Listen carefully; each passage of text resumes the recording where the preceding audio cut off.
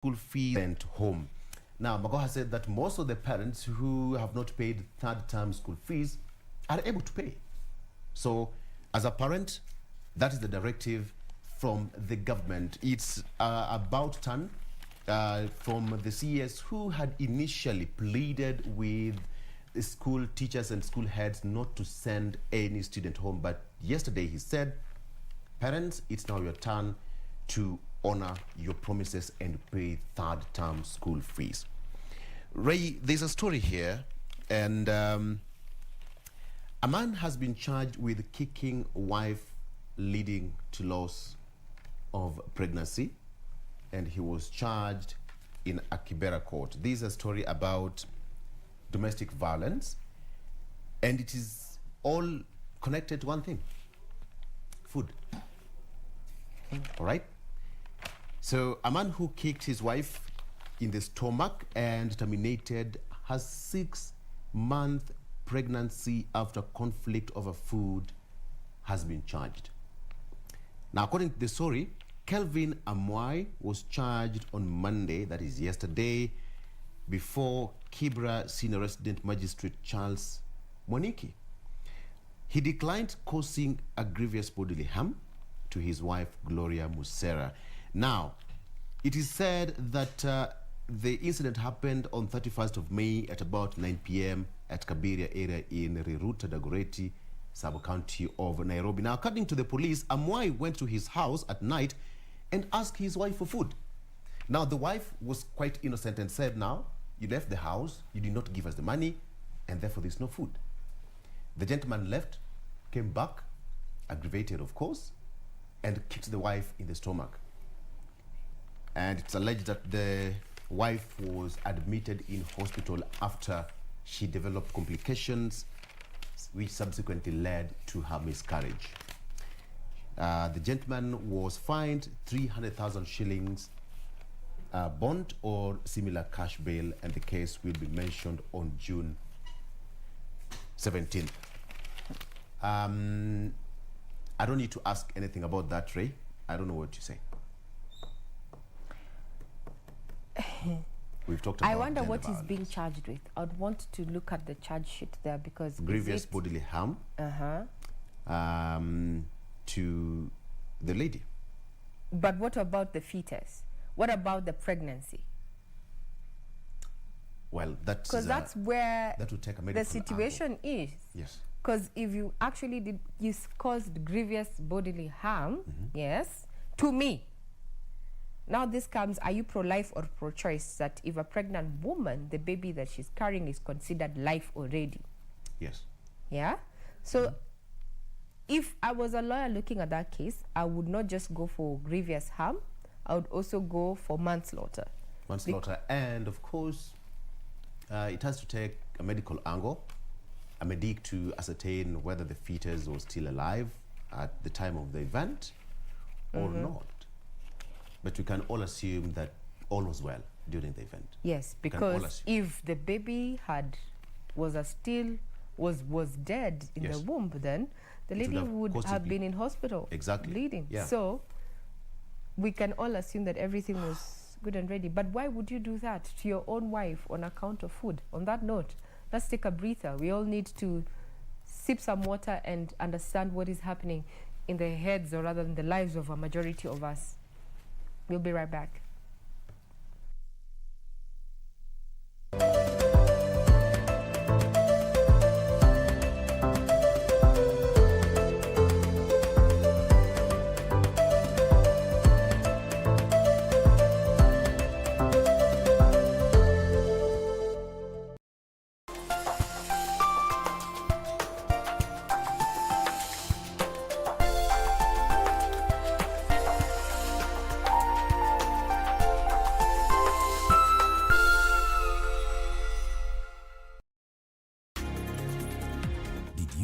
Disease and accidents occur suddenly and when least expected.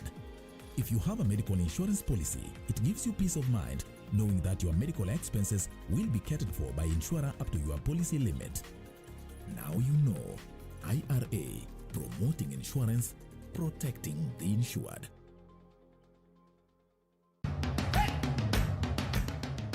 Bwana Motiso, pikipiki yako ndio hii. Uko sure ni yangu? Hii pikipiki ni unakumbuka uliekelea the lowest unique bid yako ilikuwa ngapi? 18 shillings. Na unajua kuendesha hii gari?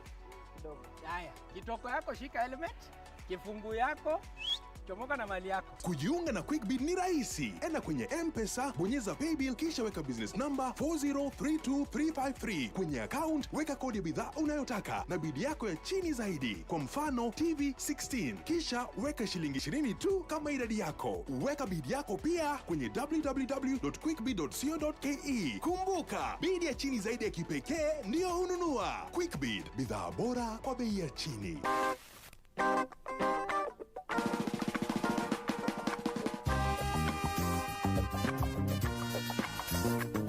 Nichukulie kwa mfano ndani ya matatu. Yaani mtu mzima na miaka zake hizo miaka zote. Mtu ajui kujua kuandika note. Note tu peke yake. Kusoma kweli itasaidia. Nini nakusumbua na nini? Nauliza. Ni bwana. Chutia. Insult me, okay? Mama yetu. Don't you dare. Haya, kwani umepita? Nini wewe? Yaani wataka kumpiga. Huwezi mpiga mpige nini? The greatest rally in the world is back in Kenya. Catch all the action of Wrc Safari Rally live and exclusive on KBC Channel 1 from 24th to 27th June. See the world's best drivers navigate their machines on Kenya's rough terrain at breakneck speeds. Experience the thrills, adrenaline, drama and excitement as man and machine do battle.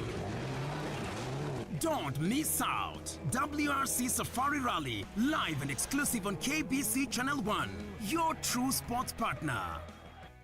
Tonight on KBC Channel 1. You have killed it. The love that I had for you on that very day you married my brother. Amaya married Cesar, and Max and Constanza are back together again because of their child. Lucretia is capable of anything, even getting rid of anyone in her way. Like Omar. But if Cesar is not Mr. Mauro's son, some hope has opened up for me, Caro. Because once I get to the truth, I don't know in what form or in what manner, but I will fight to my last breath for the love of Max. I'm almost sure that those two had an accomplice here inside. Otherwise, they wouldn't have made it. And if I don't want her near me, it's to protect her. It's for her own good. To protect her from whom?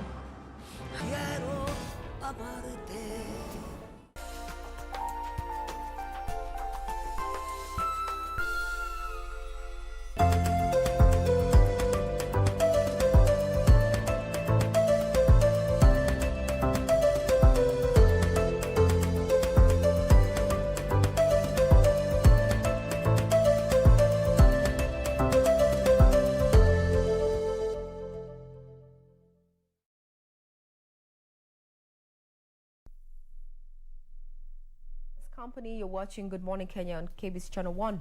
We were looking at the stories that are making headlines. Now let's go down to Kisumu County. Now Kisumu County is on alert. This follows stringent measures that have been put up in our neighboring country there, Uganda.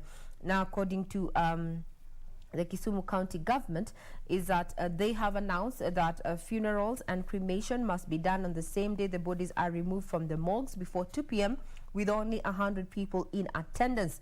Further, there will be public awareness campaigns on the virus regulations mounted by public health officials targeting markets and schools. You may want to ask why, but as at June 5th, the coronavirus cases stood at 5,739 out of the cumulative tests conducted, with a current positivity rate of 28.4%, and this is in Kisumu County alone. Now, the surge in new infections has drawn a lot of concerns from health experts who argued that the numbers could continue to surge following the celebrations that were witnessed during Madaraka Day. Now, Kisumu, Homa Bay, Siaya, and Migori have all been recently been among the leading counties within the Lake region that have registered the high surge in the daily ministry health reports, coming at a time when the WHO has already given a warning that we need to be very alert because the fourth wave is just around the corner. This is according to the statistics that have been handled and received by the Ministry of Health. So a quick reminder, you need to social distance, wear your mask appropriately, wash your hands thoroughly with running water and soap, and if you do not have water and soap, you're advised to use a hand sanitizer that has an alcohol content of at least 70% and above. Victor. All right, now let's flip pages and go to the Daily Nation. And on the front page, fallen giants plot political comeback. Fallen giants plot political comebacks. And on the front page, we have got Evans Kidero, who is eyeing Homa Bay seat. We have got Ken Lusaka, who is still eyeing the Bungoma seat. He is the Senate Speaker currently. We have got William Kabogo of Kiambu. We have got Isaac Ruto, and of course we have got Kinuthia Mbugua, formerly of Nakuru County. Now, they conquered, lost, and went back in. Former governors who failed to recapture their coveted positions after serving only one term have been watching the rivals who ousted them from a distance and have begun assembling their arsenal for the next general election in what is expected to be a bruising battle in some 25 counties. Now, out of the 47 first-term governors elected in 2013, only 22 managed to retain their seats. And in the history of Kenya, electorates usually vote out politicians. They don't vote in. So it's a delicate and kind of an act that most of the governors who are serving their positions currently are going to battle it out. Either some of them are also first-time governors or senators and serving who replaced the former governors, and now it's going to be a serious duel come 2022. All right.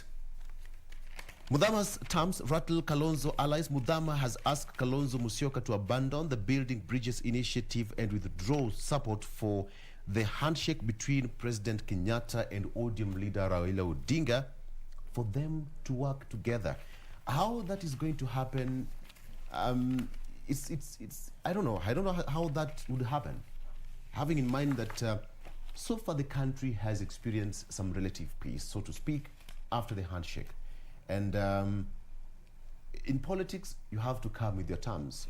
And how Mudhama's terms are going to work out, we don't know. Budget paying of new taxes for small businesses, that is also fleshed out on the Daily Nation. Now, Rift representatives want dams revived. More than 70 leaders, including governors, met yesterday in Kajiado to formulate a socio-economic and political agenda for the region that will form the basis for negotiations with the Deputy President William Ruto come 2022. That story continues there on the Daily Nation. So, still on that, Ruto allies draft Rift demands. Let me give you a brief on that. Leaders from the region write issues they want the DP to address should he be elected president. Now, Deputy President William Ruto's allies from the Rift Valley region want 3 stalled mega dams revived and tougher restrictions imposed to discourage cheap imports, including maize, that ruin farmers' livelihoods. More than 70 leaders, including governors, met yesterday in Kajiado to formulate a socio-economic and political agenda for the region that will form the basis for negotiations with the Deputy President William Ruto as he campaigns for the presidency ahead of next year's general elections. Now, the participants at the meeting which was held at Masai Lodge in Rongai resolved that to form a 14-member committee to fine-tune their wish list. And that is going to form their basis of negotiation so that anybody who is willing to be the running mate with the Deputy President William Ruto come next year will also have to bring something on board. How that is going to pan out, as I always say, is just a matter of wait and see. Now, small parties jostling to reap from Jubilee split in Mount Kenya. With President Kenyatta leaving after serving 2 terms, the region is at crossroads. And now small parties funded by wealthy backers have made a comeback to the political scene in Mount Kenya, jostling to reap from the fallout in Jubilee, with President Kenyatta retiring next year. It is time for political parties now to start assembling their troops and putting their house in order. And some of these politicians actually, so to speak, small and little known political parties do tend to perform best during election. So they're back, all right? Projects for all Kenyans, Raila tells sulky leaders. Orange Democratic Movement leader Raila Odinga has accused some leaders, of course, of inciting the public over the recently held Madaraka Day celebrations in Kisumu and the government projects in the region. Mr. Odinga said that the hosting of the ceremony and the launch of government projects in the region is not a favor to the area, as portrayed by some leaders. That is on the Daily Nation. Now, let's talk about matters politics. But now, yesterday, we also highlighted the issue of what is happening with the spokesman of the Mount Kenya region. Apparently, there's been a conversation to try and oust him as the Speaker of the National Assembly. Now, according to Justin Muturi, well, the motion to oust him as the Speaker of the National Assembly is but a creation of the media. And that's what he's saying. That is, he's downplaying the calls for his impeachment, and he went further to dare those with the impeachment motion to go ahead and test the waters. He said there's nothing like impeaching a speaker. The House standing orders are very clear that the House can only pass a motion of no confidence. I, however, dare anyone with the threshold required to try. I will sign the motion very fast. He also continues to opine and say, by the way, who is saying so? And have you had any MP talk about it? Have you? Yes, food for thought there. Matters of politics there. Kingmakers, spokesperson, kingspersons, and such. This is some of the titles we're going to be hearing as we're walking to an election year in 2022. Away from matters of politics, I want to delve into the sporting arena. We are also going to be having the Olympics coming up in not too long, despite that particular setback where that particular city that was to host the Kenya Olympic team cancelled last minute owing to matters of COVID-19. So we do not know what the authorities are doing about ensuring that our team is fully prepared to take on that particular sporting competition there. Now, according to what is happening as far as the Tokyo Olympics are concerned, now the Japanese public's opposition to holding the Tokyo Olympics may be weakening, and according to new polls, athletes have begun to arrive in the country, and the pace of the vaccinations is starting to pick up. This is what we're getting from the the official agencies there of the Tokyo Olympics. Still keeping up with sports, the event of the year having been rescheduled and being rescheduled to 2021 owing to COVID-19.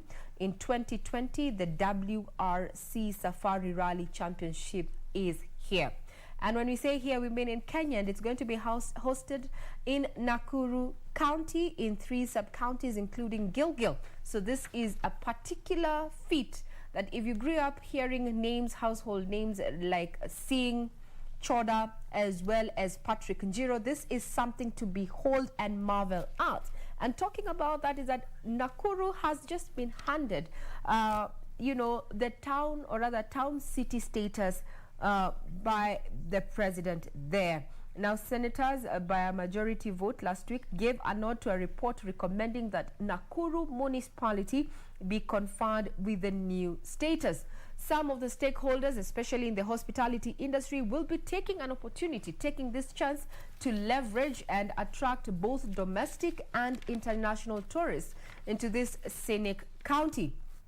KBC Channel 1, being your true sports partner, will not let you miss out on this motorsport. There yesterday, having gotten exclusive rights to bring to you this particular feat, signing a deal worth millions. KBC Channel 1 is going to be keeping tabs on who takes the turn, who takes the dive, who digresses, who wins, who loses in hours, broadcast hours that have been said to be around 13,000. KBC Channel 1 is going to be there. Victor, what is your take? And on that note, I promise I will be there. This is an event of a lifetime that most of us, we can't afford to miss, of course. If you can fix just a bit of your time, it's good to unwind. You know the adrenaline with the Safari Rally is just out of this world. For our young men and old men in the newsroom, for example, Mzee Wangila here will tell us how the Safari Rally used to be way back in the years. It was an amazing. We have got Patrick Njiru, who we can always relate. And according to this one, it will be on the 24th to 27th of June. And it is projected to attract more than 70 million TV viewers in 150 countries. Ray, this is a big deal, right? Okay. Very. Yes. And I want to clarify, the organizers have, deterred Kenyans from actually going to spectate. Why? Because of this COVID situation, and that's why KBC Channel 1 is going to be televising that. So you, Victor, as a broadcaster, well, you might get access to go... The rest can watch from home. Yes, the rest can watch from home. And that's why KBC Channel 1, we term ourselves as your true sports partner.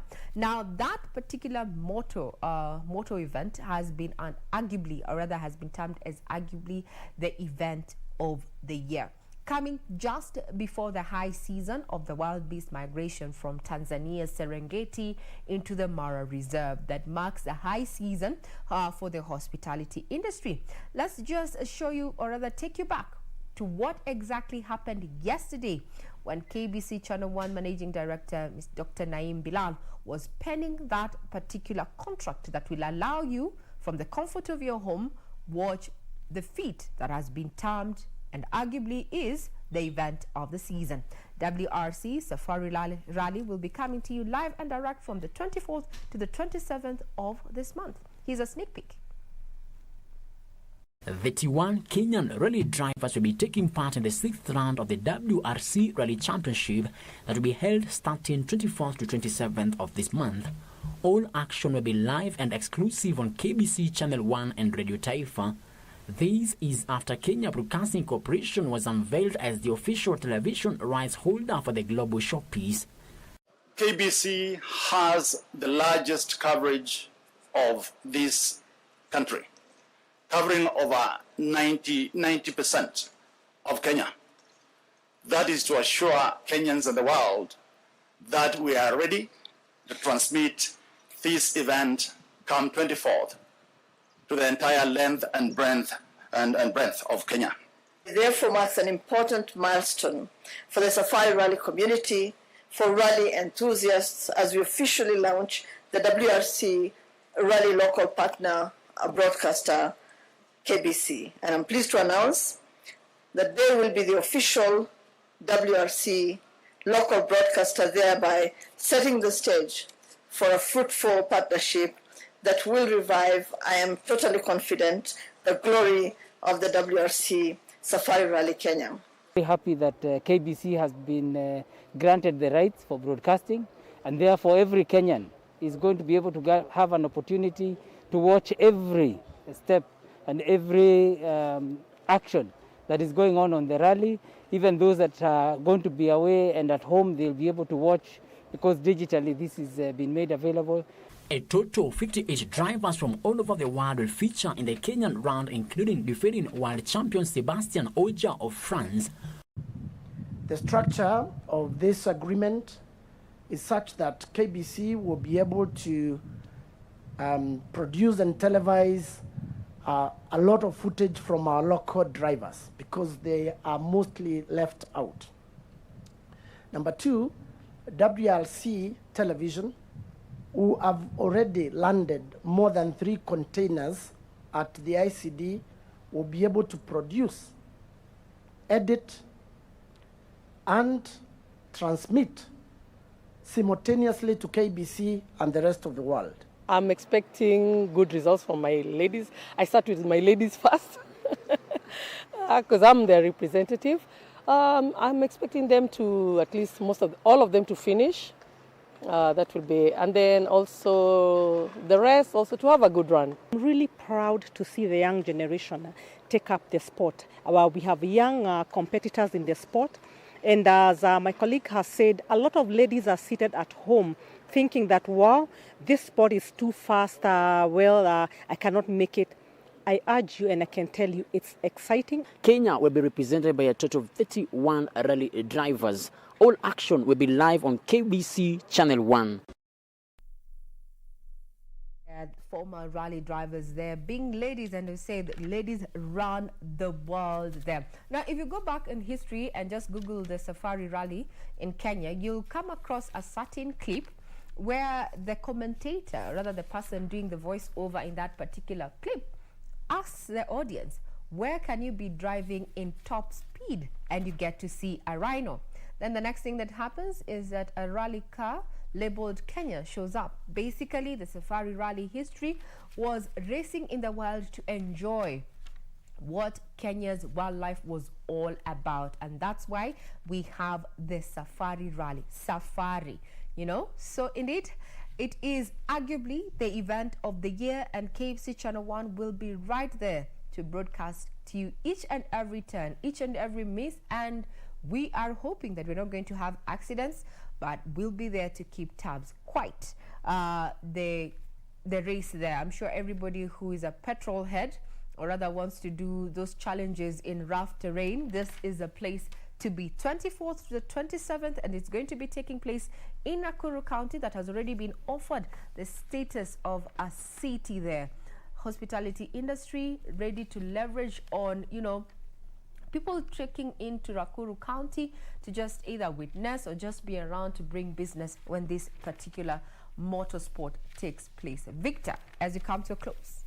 Absolutely, and it's amazing that it's only Kenya where you are able to do a safari rally with wild animals as the spectators.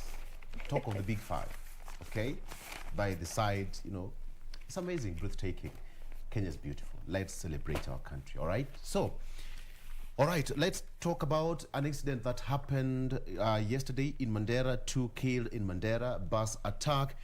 2 people died yesterday after suspected Al-Shabaab militants attacked a convoy of buses and a police vehicle in Mandera. The militants, Mandera County Head of Criminal Investigations, Benedict Kigen, said laid an ambush between Ola and Sarman villages on the Mandera Ramu Banisa Road in Mandera North Sub-County. The official said that there could be more casualties, but he was yet to get an official confirmation. The 2 buses that were headed to Nairobi from Mandera were being escorted by armed security personnel from the sub-county police headquarters. Now, it has since emerged that police could have received reports the attackers could have camped in the area for the past 1 week, but took no action. And one of the buses and the police officers were on Sunday forced to abort the trip as they neared the Sermon after they were shot at. So, I beg your pardon, and that is the attack that happened yesterday, and police are still investigating the matter. Now, boy on the run after murdering his father. Police in Mombasa County are looking for a 17-year-old Form 2 boy believed to be behind the fatal stabbing of his 52-year-old father in Runyu, Mikindani. Now, it's said that the boy killed the father after a domestic quarrel with the mother. So the police are still looking for the boy and his mother. Now, prime suspect in Chantel's murder detained. It is police to hold woman for 7 more days as investigations continue It is a case that has been taking shape, and police say that they're determined to make sure that justice prevails for Chantel, who was killed after the abductors demanded for a ransom in Kitengela. And it's quite a sad story there. Parliament to resume sittings today as 3.6 trillion shillings budget proposal tops in a tray.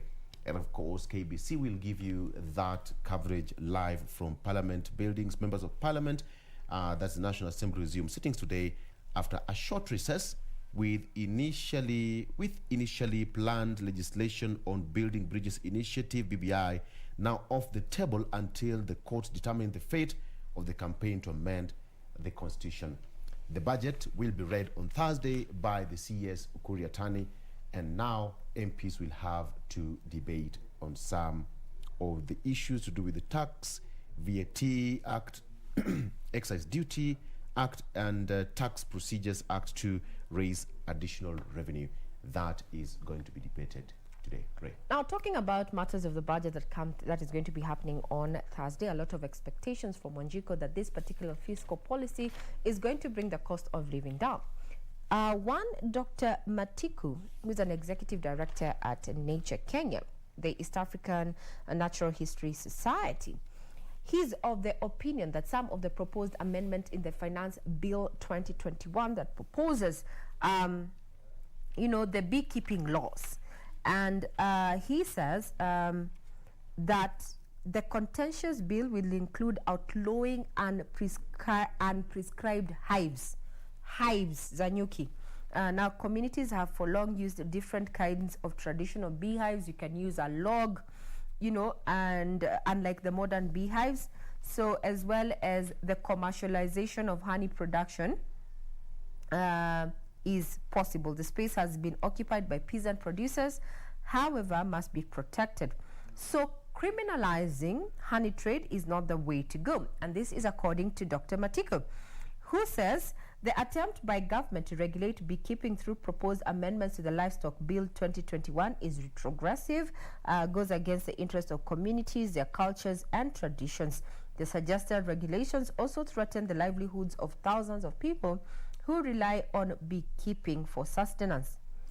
Let me try and unpack for you that proposed amendment under the Livestock Bill 2021. So it says in part that any person who intends to keep bees must obtain a license from the government. The bill further states a person shall not own bees or beekeeping equipment for commercial purposes unless the person is registered under the Act or allow bees to be kept on land occupied by the person unless the land is registered under the Act as the location of an apiary.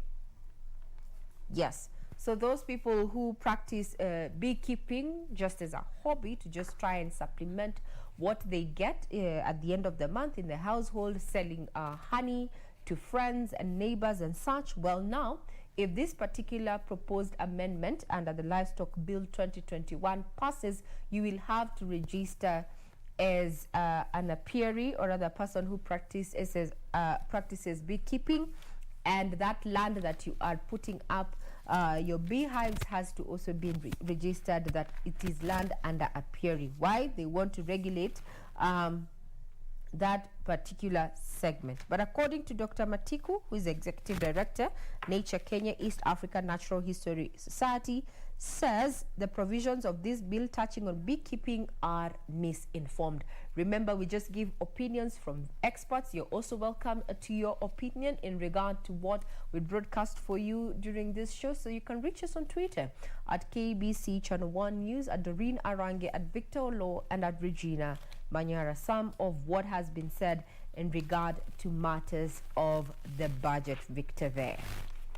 All right. As we come to a close, let's do a bit of some politics here and talk about Vihiga County. This is a case, story that we've been following up for you. And 55,000 signatures collected in push to dissolve county. That is a story that we are also going to be discussing in the next hour on People and Politics. Political temperatures rise as ODM urged to intervene and tame the rising revolt. At least 55,000 voters have appended their signatures on a petition seeking to dissolve the county government amid rising political temperatures in Vihiga County. Now, this even as the local ODM leadership of the party, Mr. Raila Odinga's, led to intervene and stem the attempt to dissolve the devolved government. Former county Secretary Francis Ominde and political analyst Joseph Simeha, both Odinga allies and who are believed to have initiated the surprise dissolution drive, have leveled 6 allegations against the county government, including corruption, incompetence, and abuse of office. Just to mention, Joseph Simeha is our analyst, and he will be here with us in the next hour, and of course we'll be shooting this question to him as one of the movers of this drive to dissolve the county government of Vihiga. All right, so that is that. In terms of Vihiga county government, people from Ingo, we have got a lot lined up for you, of course, to see how it's going to be affecting your county and, of course, the country in general. And that is going to be discussed in the next hour on People and Politics, where we have got Dr. David Masanga, we have got Joseph Simeha himself, and Dr. Joseph Rotich, who is also an economist. And we also have to talk about the budget of 2021-2022, right? Yes. And it's how it's going to affect your pocket in the next financial year. Pray. Well, that's just to conclude what we have been, looking at, or rather making headlines in the last 24 hours, and to just give you a sneak peek. The expectations of this country in as far as the growth of GDP growth, as per what National Treasury has been saying, is that during the financial year 2021-2022 that begins on 1st of July, so to speak, is at 6.3%. Some of the expectations of Treasury include reducing the debt vulnerabilities. Remember, as after the end of June, the government, or the Kenya, is supposed to begin paying up to 162 billion shillings loan for the Naivasha stretch there. Now, to increase jobs, some of the targets there, and to collect from the taxman, or rather the taxman to collect 1.8 trillion shillings, and this is 16.5% of GDP, and also boost tourism and aviation and lower the cost of living. Those are the expectations, but what are the challenges? What are the realities? Looking at some of the challenges that have been pointed out is the COVID-19 pandemic, poor weather and political uncertainty. We are going into an electionary year. We have high wages, we have policies and high unemployment, as well as the COVID-19 variant. Just to mention but a few, but Thursday is a day we're going to unpack expectations as well as the proposals in the proposed budget 2021-2022. It is a wrap from me, but I hand you over to Victor as we dissect matters of politics. Do not go away, we'll be right back.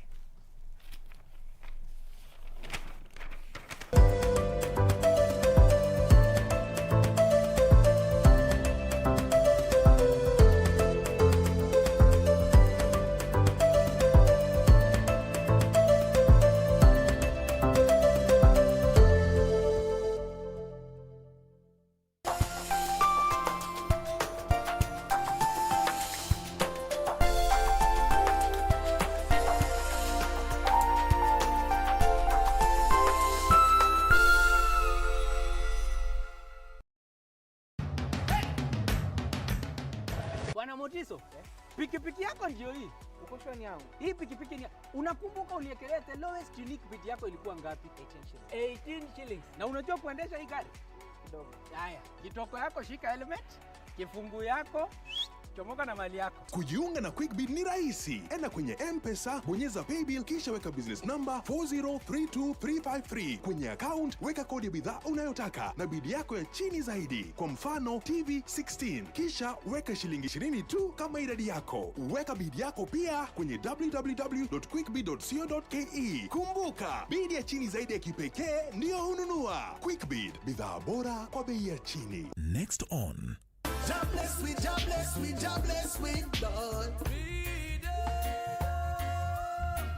Let's have the joy given. We standing on the rock, on the victory rock, yeah. Every day we are go fight. I think it's best that you forget me. Running away from this system. I'm running away from Babylon. I'll show you my heart is pure. Oh yes, better than before.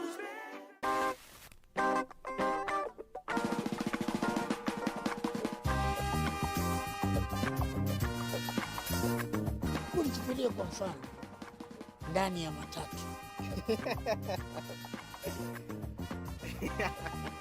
Yaani mtu mzima na miaka zake hizo miaka zote. Mtu ajui kujua kuandika note. Note tu peke yake. Kusoma kweli inasaidia. Nini nakusumbua na nini? Nauliza, ni bwana? Don't you dare insult me, okay? Mama yetu. Don't you dare. Haya, kwani ni vita? Nini wewe? Yaani wataka kumpiga. Huwezi mpika mpike nini?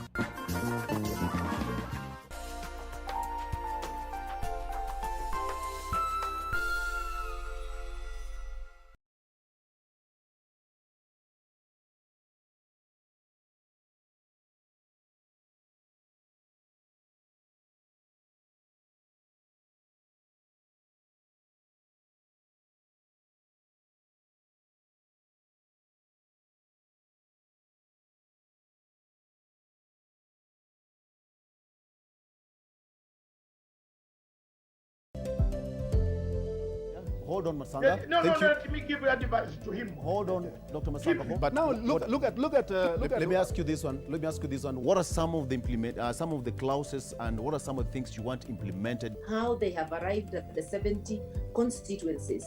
Or whether you run to heaven or hell and come back, if you don't sort out those 9 points in Kenya. And that's exactly what has been happening. So let the official report from the 2 joint committees be tabled before Kenyans, and then we can discuss that. We must be open to the Kenyans and tell the Kenyans the truth.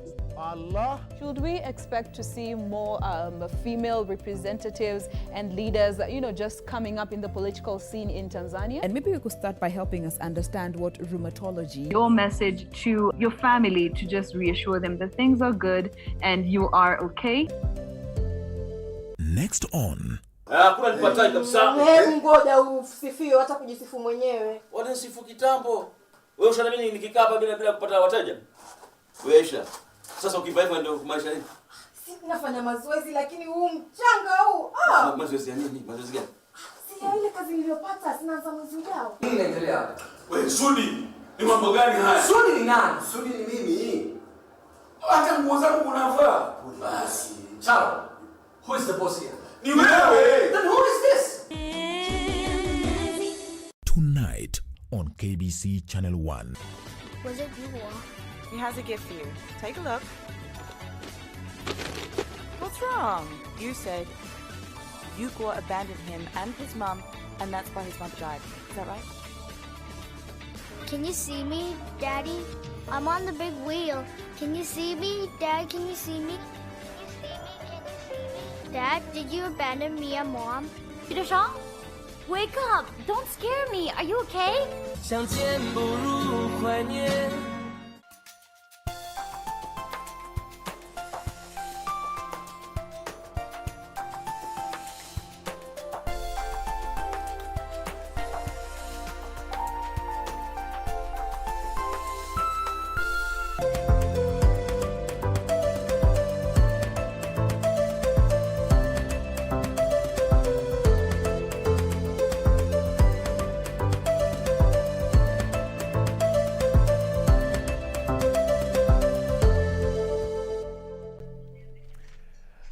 Welcome back. You are right in time for the People and Politics. It's Tuesday, the 8th day of June 2021. Let's talk about matters affecting you in the country and, of course, across our borders. This is going to be a debate. Let's talk about socio-economic issues. Let's talk about politics as well, and so many issues that you need to know. And the only place to know them is here on KBC Channel 1. You can reach me on my Twitter handle at Victor Low. You can reach me as well on my social media at Victor Low. That is on Facebook, Instagram, and Twitter. Let's have a discussion.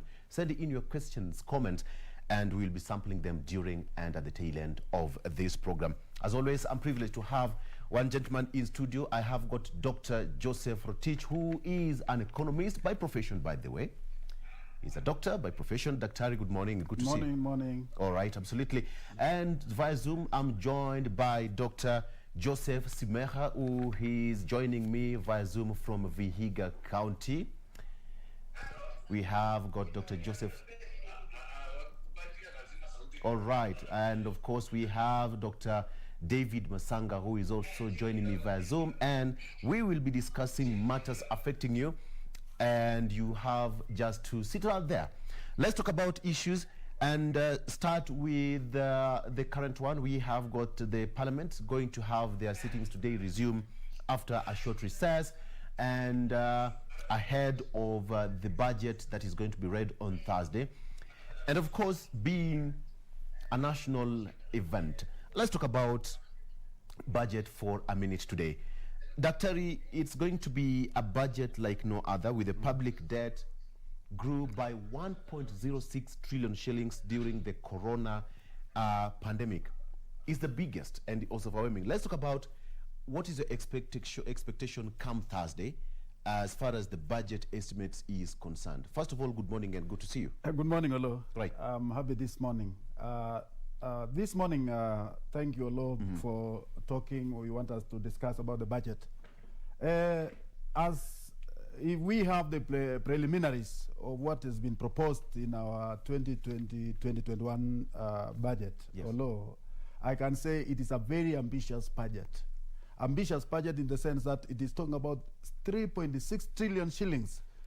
And you also know, despite the fact that we are talking big about what the expectation that we are expecting as a country, 3.6 trillion to achieve is a tall order. Yet the government has put in place structures and measures that will enable the country to actually get that money. But much of it, yes, I believe, because this country can only raise hardly 1.7 trillion or 1.8 at most. And going by that, although, you know, at this time we are also struggling with the issues to do with economic depression that we are experiencing. The economy has gone down, so much. And then also coupled up with the pandemic, corona, that is actually has taken a toll of our economy. So in this case, looking by it, the budget itself is very good in hearing or listening, and it is also very difficult to achieve. Looking by it, as we go to deep, Mr. Olo, the government is planning to bump 370 billion shillings to the county governments come the next financial year. And also we have about 17 billion shillings bumped into the judiciary, which is actually a peanut according to the expectation that the judiciary has been longing to have. Yeah, yes. And we have Parliament bumping over 37 billion. And then going by it, one may actually ask Mr. Olo, where is it that the Parliament requires 37 billion shillings as compared to 17 billion shillings that they have actually planned for the judiciary? And according to my own observation, the much anticipated development of the infrastructural facilities, yes, in the judiciary may not be possible, right, as per this budget, because, and I even don't know whether this budget, the budgetary process include the proposals from the judiciary to be able to capture the real issues that are happening, because we have had the problems, not necessarily the shortage of charges. We have had also the problem of shortages of facilities. How many courts do we have in this country? How many regions enjoy modern courts? So in this case, we have that challenge. And going by this budget, although I at least expect that there will be much to be done by the judiciary, and the budget is suffocative. It's in nature. And in terms of how it's going to affect the common mwananchi. It will affect the common mwananchi, Right. because there will be so many cases pending in the courts.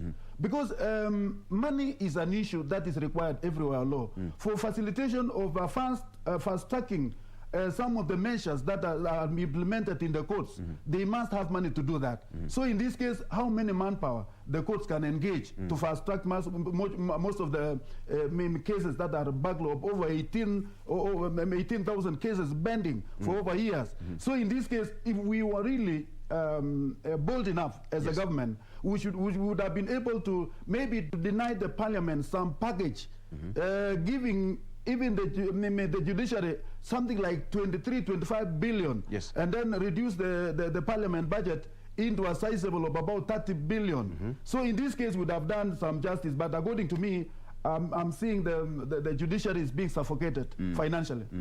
And of course, it's rising from 3.3 billion shillings to 3.6 billion shillings.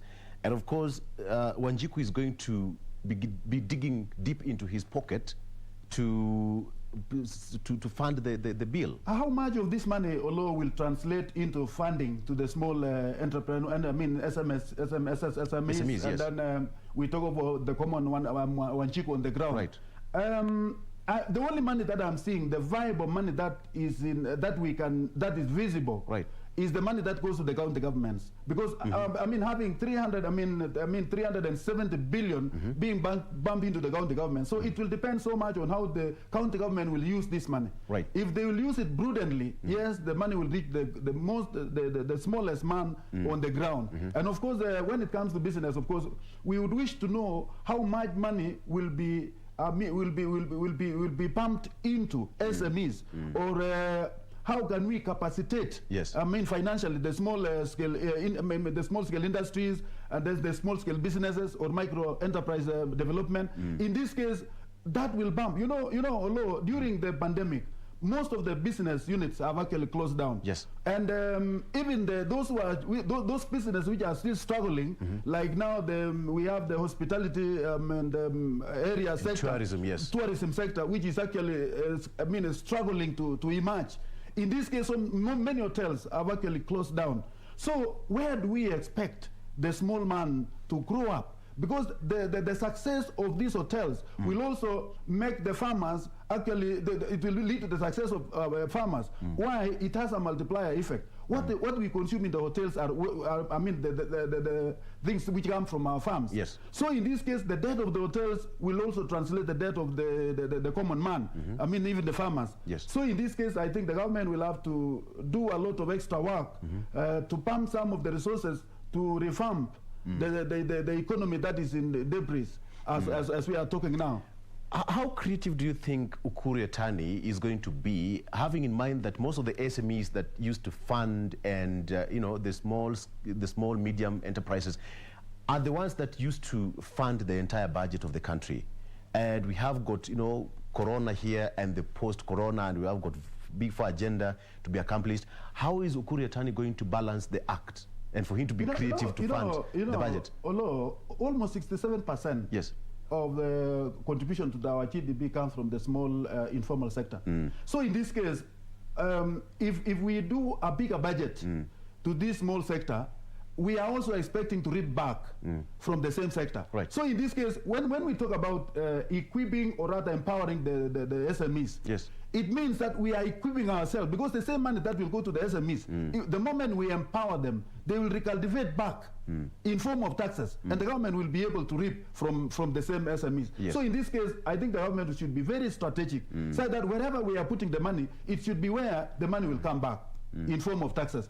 So the government has a higher task. I was also getting to know, Olo, yes, that even our KRA collections has not been very, very good. Right. So in this case, I think that those are the areas that the government must improve, the loopholes that are there in the KRA that has reduced the collection of revenue in this years that we have now experienced. Yes. So if the collection will be very poor, if most of our people are left out of the bracket of taxation, and we expect to increase our capacity, and of course, let me tell you, I mean, paying taxes ni kuchitegemea. Okay, if we all pay right. taxes as a country, we are going to reap out of the same. Okay, all right. Let me just bring in Dr. Masanga here. Dr. Once again, good morning and good to see you. It's a busy week for Parliament. Of course, they're resuming their sittings today after a very short recess. And, you know, the BBI issue is off their plate right now, and we are now talking about issues economy. Ukur Yatani is said to read his budget for the financial year 2021-2022, and the budget is deemed to increase.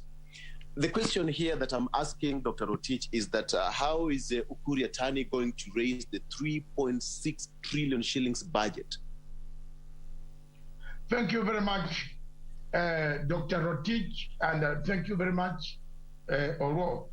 Sure. Victor, let me tell you, the pandemic has thrown the world into different directions. Let's begin by accepting that first. If we accept that, then we won't complain, even the little we have. We should be very grateful to God. Yes.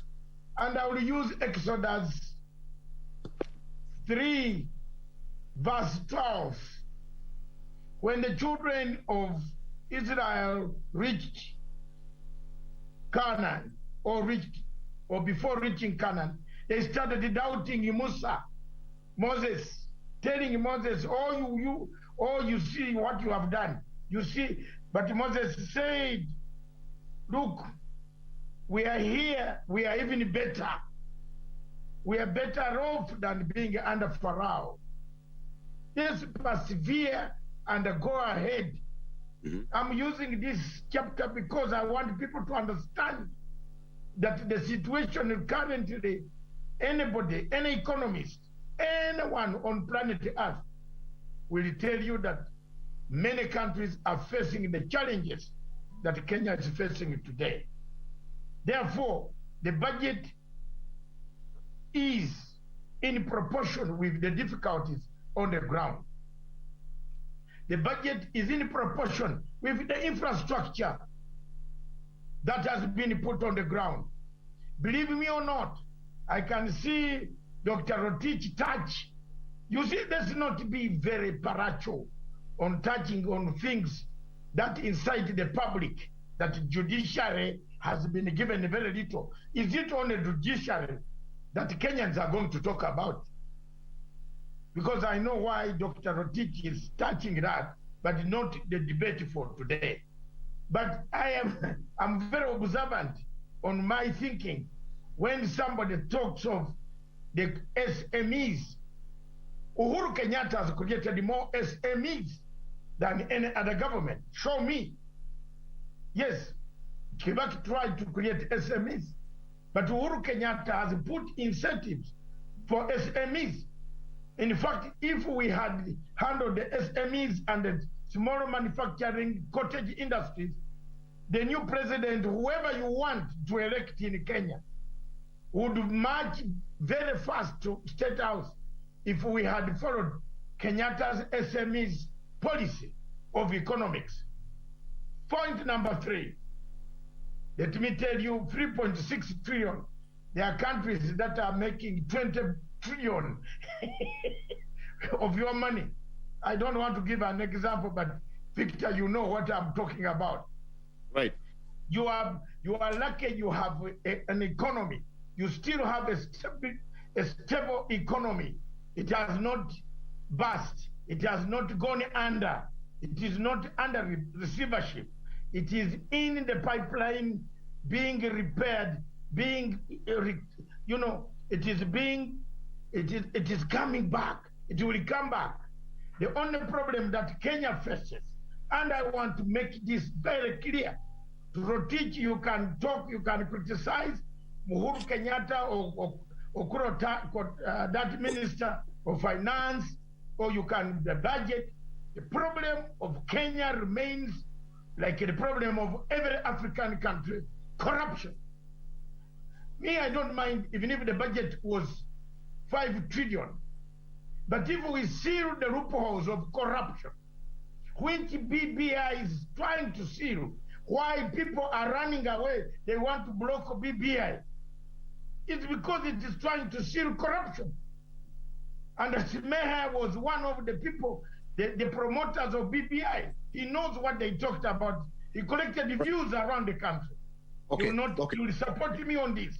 So the biggest problem, you gave Rotich a lot of time. Victor, give me a second to finish. The biggest problem of Kenya today is corruption. If Kenyans can seal the loopholes on how they steal the money, how they take the money out of the coffers, how they make,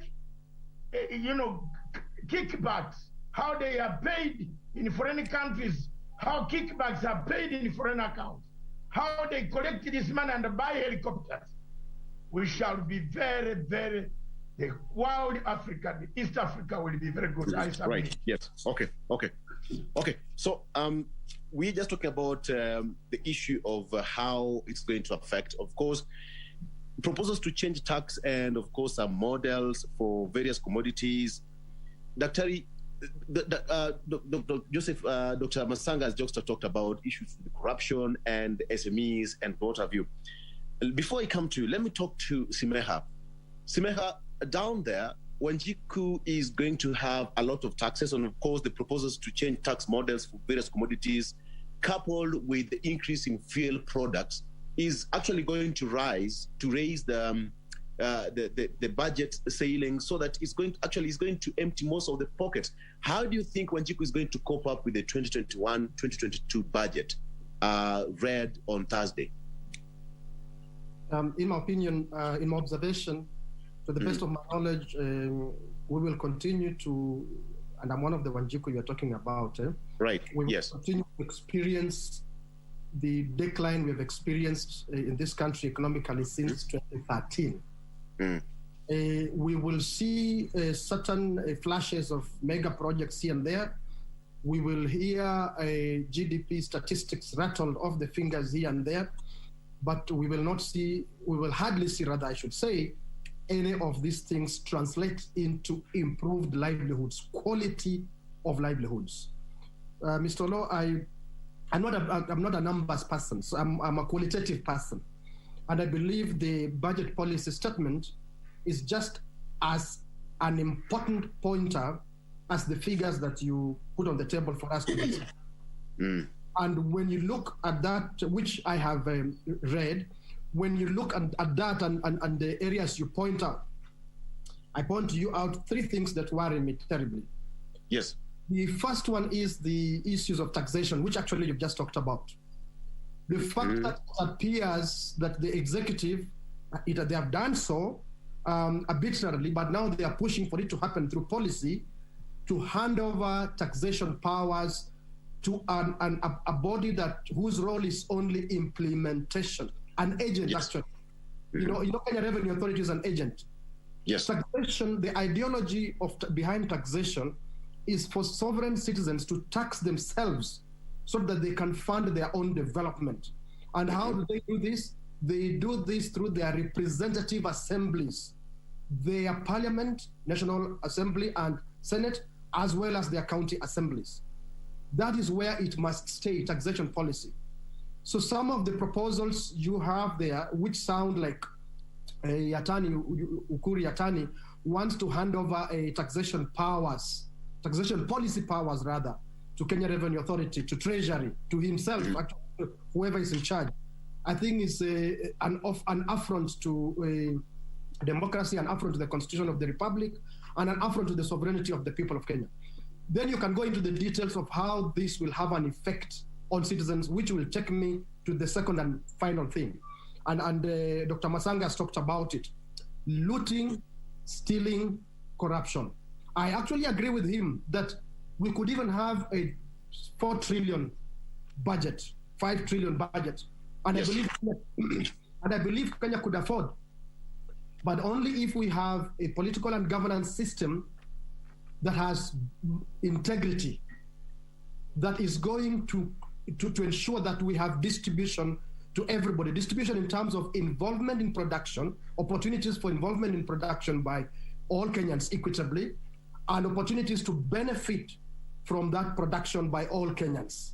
Yes. But for as long as we have an exclusive group in control of factors of production, in control of the fruits of the economy, with the support of transnational capital, we will not realize that, and therefore Wanjiku, the person you refer to as Wanjiku, will suffer immensely, in fact, disproportionately, in terms of contributing to tax resources vis-a-vis benefiting from the economy, what those taxes fund. And then thirdly and finally, together with the looting and stealing, which happens at national level as well as in counties, is the borrowing. Not a problem with borrowing, not at all, that we have to borrow to develop, but that we borrow to steal that most of that money.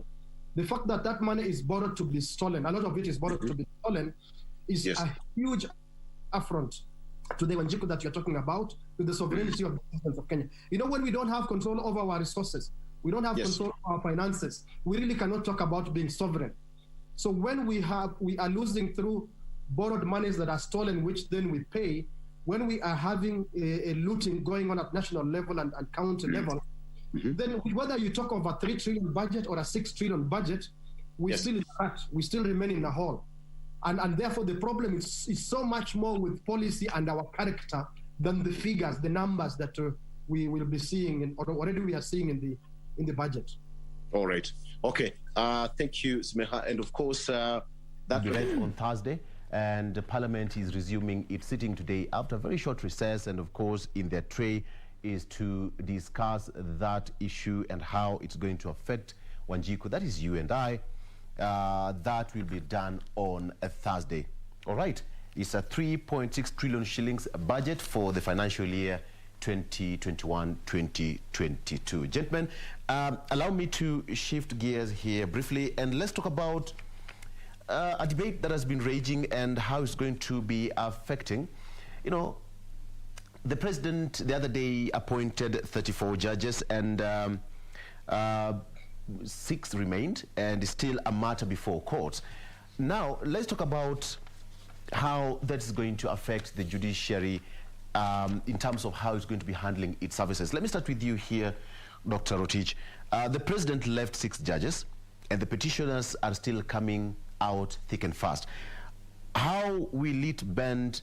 Will the president bend to the pressure based on this, whatever is happening in the corridors of justice right now?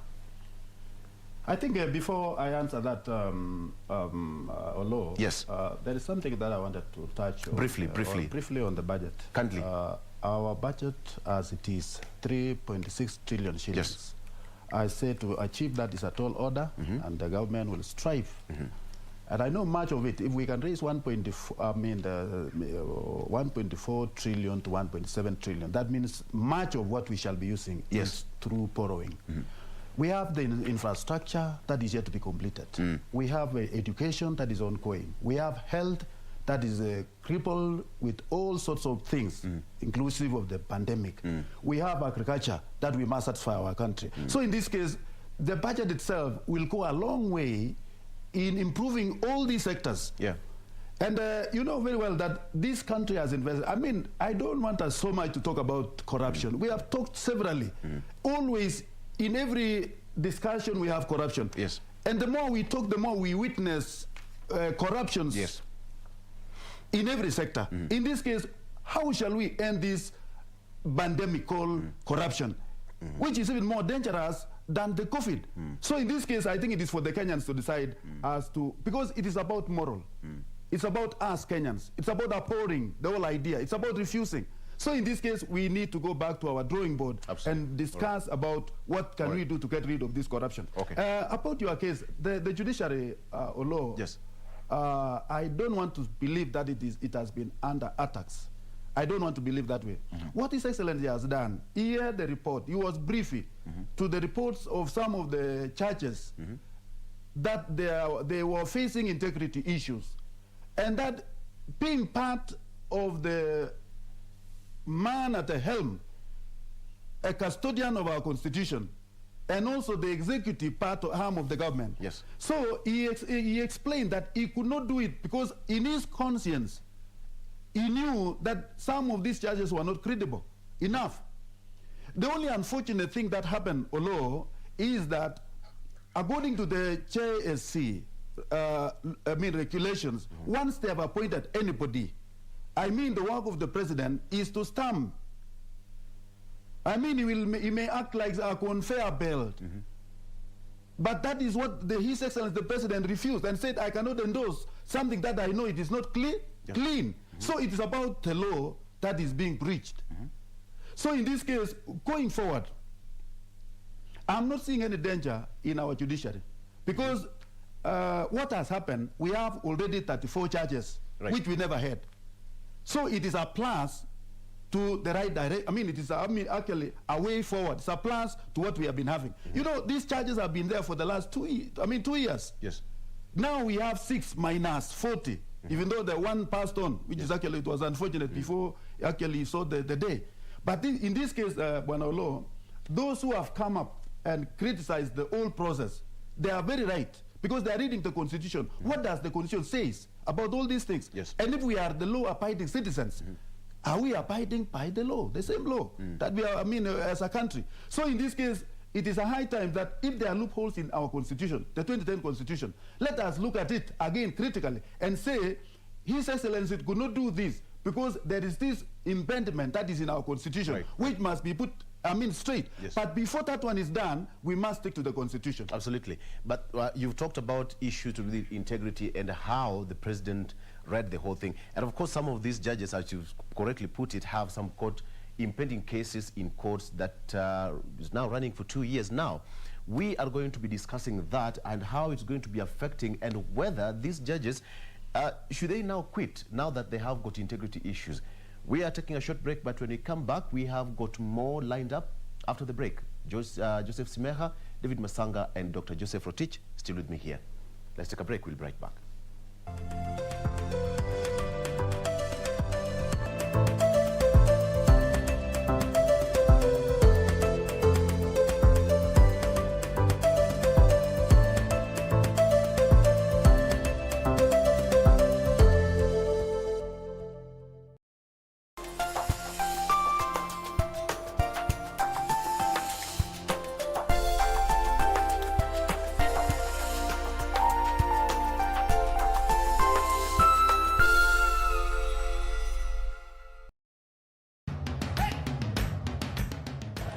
Motiso, pikipiki yako ndio hii.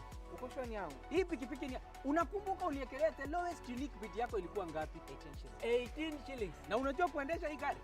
Kidogo. Haya, kitoko yako shika helmet, kifungu yako chomoka na mali yako. Kujiunga na QuickBid ni rahisi. Enda kwenye M-Pesa, bonyeza paybill kisha weka business number 4032353. Kwenye account weka kodi ya bidhaa unayotaka na bid yako ya chini zaidi. Kwa mfano TV 16. Kisha weka shilingi 20 tu kama idadi yako. Weka bid yako pia kwenye www.quickbid.co.ke. Kumbuka, bid ya chini zaidi ya kipekee ndio hununua. QuickBid, bidhaa bora kwa bei ya chini.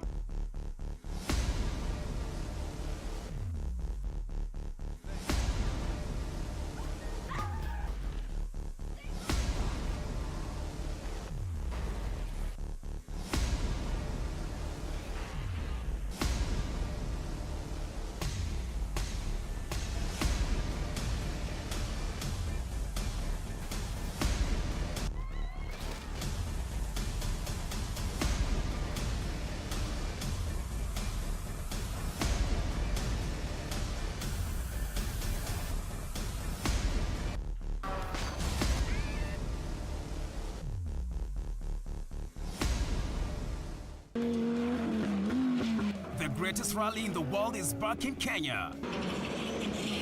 Catch all the action of Wrc Safari Rally live and exclusive on KBC Channel 1 from 24th to 27th June. See the world's best drivers navigate their machines on Kenya's rough terrain at breakneck speeds. Experience the thrills, adrenaline, drama and excitement as man and machine do battle. Don't miss out. WRC Safari Rally, live and exclusive on KBC Channel 1, your true sports partner. Tonight on KBC Channel 1. Was it you? He has a gift for you. Take a look. What's wrong? You said Wrc abandoned him and his mum, and that's why his mother died. Is that right? Can you see me, Daddy? I'm on the big wheel.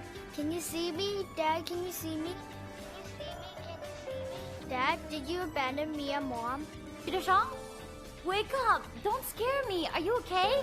相见不如怀念。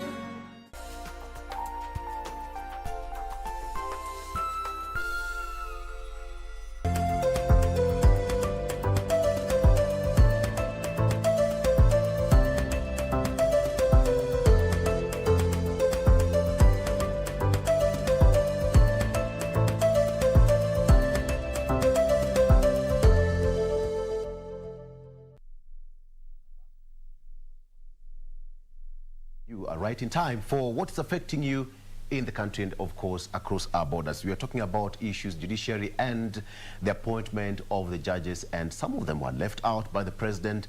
We are talking about issues to do with integrity.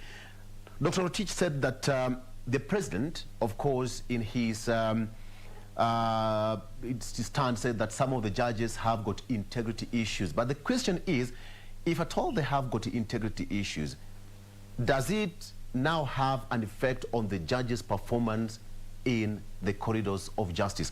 Let me talk to Dr. Masanga. Dr. Masanga, you had my question. How is it going to affect the judges' performance in the courts? Thank you very much.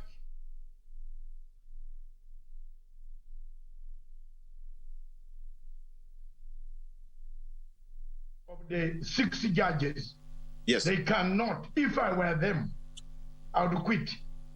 I would just surrender and resign, go home. Because nobody in Kenya will ever trust them, even if they are brought back to the bench. That's point number 1. But let me go back to teaching today.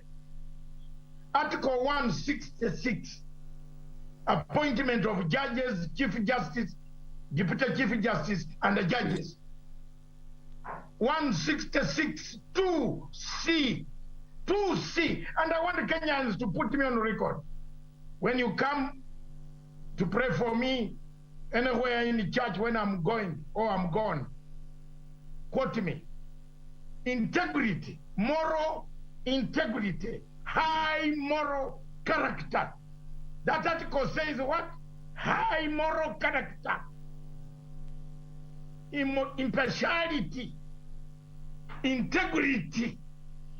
Let's teach each other these words. Suitability. The Constitution of the Republic of Kenya is not written by Uhuru Kenyatta. It is not Uhuru Kenyatta who wrote the section.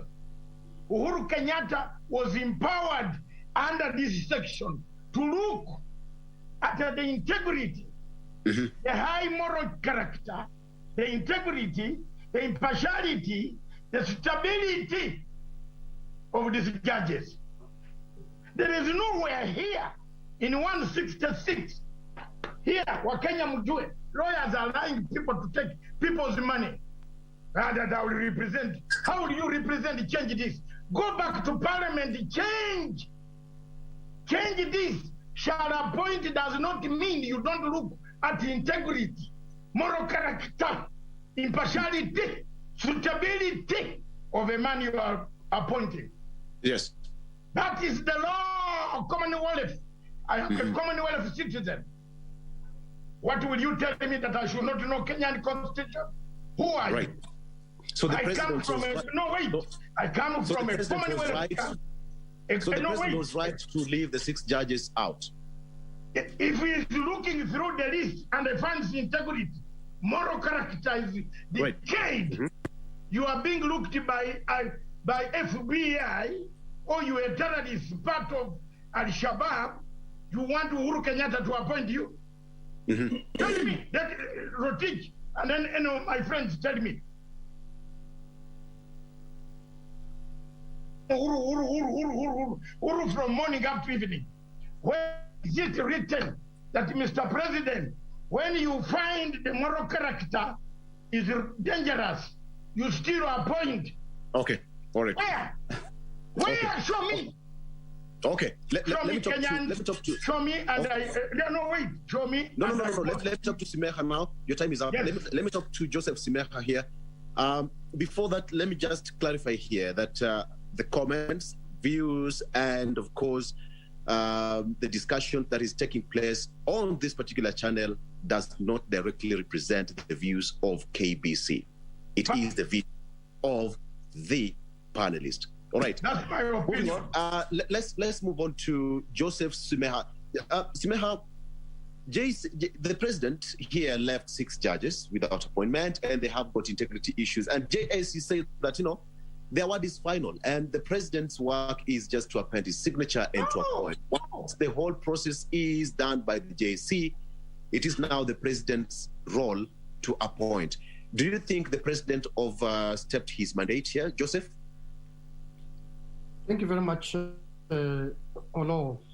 There's some words, and if I couldn't say anything else on this show, yes, I would only say these words that were said by Chief Justice Emeritus William Otunga. Right. Even the scum of this earth have got their rights. Even the scum of this earth have got their rights. I am a believer in due process.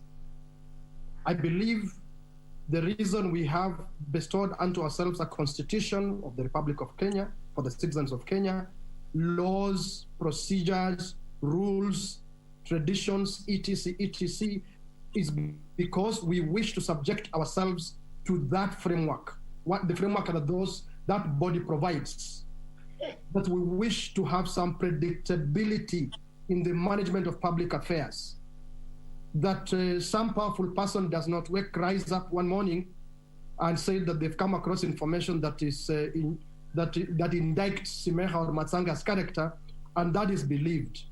It could be true. It could actually be true that that person, because they have the power, they have unearthed some information that indicts my character or any other person's character.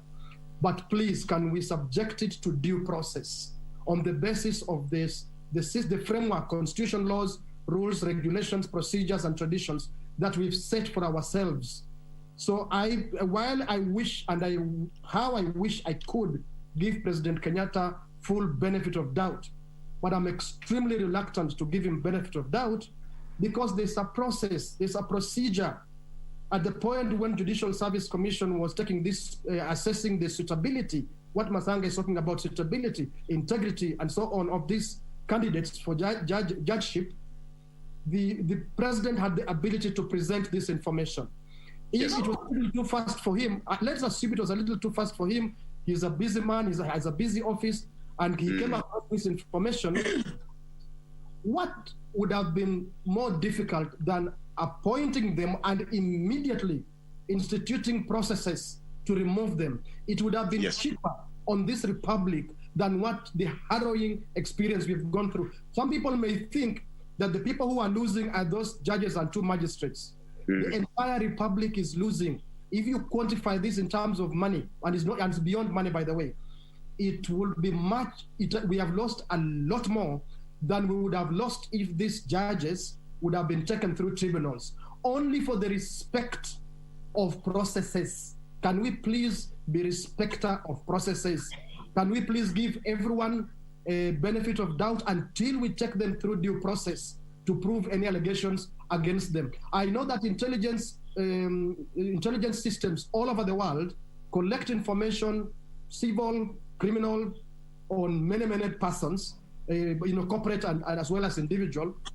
But if and when they want that information to be used in a criminal process, then it has to be used in the process according to the rules and procedures of that process. It should not be used just on the basis of discretion, in a discretionary manner. It should be used, that information, on the basis of the rules and procedures of that particular process. So my plea finally, is we are being unfair to those judges and two magistrates, even if they may have committed certain offenses unknown to us. Can we take them through a process so that they may know these offenses, we may know these offenses? I agree with one of the panelists who said, already what has happened will affect the perception of the public, who will want to go and appear before these judges and two magistrates who have been, something has been said about them. It's so unfair to them and to us, the citizens, who should be appearing before them. Absolutely. And Dr. Rotich, no, Dr. Masanga, I'll come back to you. An interjection. No, I'll come back to you. Dr. Masanga, briefly. Dr. Rotich, what's your take on that, based on what the two gentlemen said? I think I concur with Joseph Simeka. Yes. Totally. Because what he has said, we have a constitution in place. And the constitution that we have, the 2010 constitution, is binding for all of us. So the moment we go astray, the moment we deny to respect the process, that is the beginning of our downfall. Yes. So in this case, disrespecting the law is our undoing. Let us accept that there were integrity issues that this gentleman had. Yes. You know, these people underwent through a process. You know, they underwent through a process. They were interviewed for the same jobs that they are now being promised. And during this process, there was also a time to give the insight of individuals of these charges, the information that people had. The public were called upon to give their own information about the details of the individuals of these charges. They did that. At what level did we get this new information that later actually had to punish these people? Now I'm looking at Bonaolo. Let me just take myself like I'm Nguki, or I'm one of those 6 charges. I've been charged through the public opinion that I am corrupt, that I am, what will be the position before his children, position before his relatives, before the friends, and then before the eyes of the Republic of Kenya.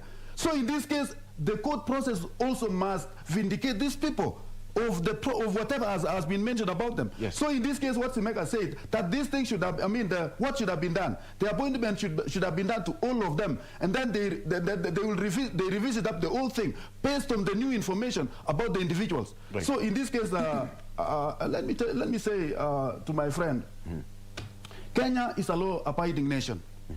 We have a constitution in place that our forefathers, this country fought for, the 2010 constitution. Now we are thinking about coming up with the PPI, improving on the 2010 constitution.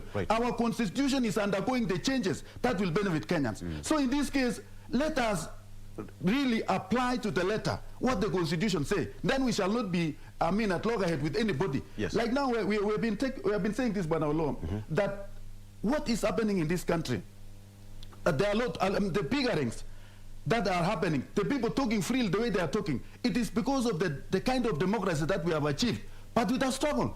There were days when you could not mention anything, the next minute you will be in. But today, people are talking their minds because of the constitution that they have, that it has enhanced democracy. So in this case, Kenyans are more free a state than several years back. But so we will not go back to that level where we were. But Doctor, don't you think Dr. Masanga is right? It is integrity issues. When you talk about the integrity issues, we are not denying about the integrity issues. What we are saying is the process under which it has been done. We are not protecting the 6 charges that they never committed the same. We don't know, but this one has to be vindicated by the law, by the courts. So in this case, even them, they are very innocent until proven guilty. So today, they are also asking, which are these issues, which are these integrity issues? And somebody who reported that these guys had integrity issues, they will have to go to court to prove to courts that this is the position of these judges. And that is the way to go. So the law, we must remain as law-abiding citizens at all levels of our government. Let me bring in Dr. Masanga. Dr. Masanga, before I bring you in, one gentleman, Dr. Mogari, who is Gikenyi, who is a doctor, has filed a petition in the courts saying that he urges that since the Constitution does not envisage a situation where the President would decline to appoint judges recommended by the JSC and has no powers to reject any appointees, the 6 judges should be deemed as fully appointed, gazetted, and to be sworn in. Daktari, your take? Your take. Thank you very much, and I will be very calm. Kindly. There is nowhere, Dr. Rotich and Smear, where it is written that the president has to submit any information to the JSC. The Constitution of Republic of Kenya to C is very clear, President. Forget about the process has been done. So I studied constitutionalism. Telling me the process already has been done. The judges have been selected. The Article 166 now empowers the president to appoint. But before the president appoints, he has to look at the moral high character, integrity, impartiality, suitability. Don't blame the president. Even that doctor who filed, he better does the medical work than filing something which is shallow. The president has nothing to do with the process down there. The president is covered under Article 166. When the thing arrives to him, he cannot go to JSC and interfere. He waits until the document arrives to his desk and then looks at each judge's integrity, impartiality, moral character, and stability. Anybody who has read in constitutionalism on earth will tell you that that is what Article 166, Victor, was put there.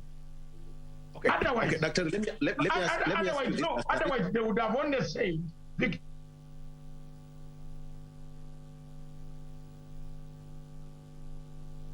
AC's performance during the vetting of this of all the judges and magistrates is in doubt. Yes. Now that the president, yes. The president. Now,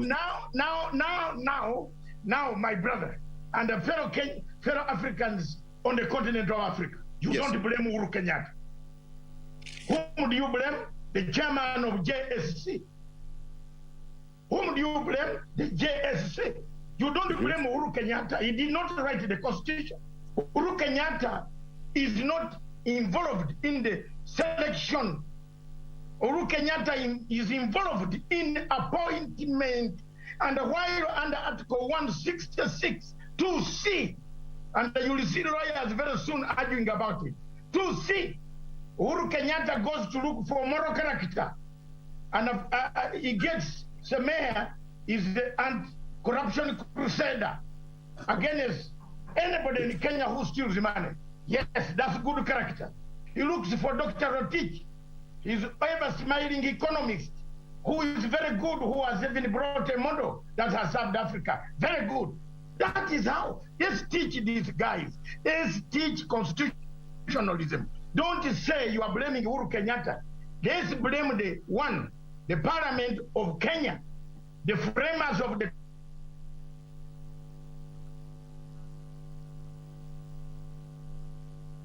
under 2C.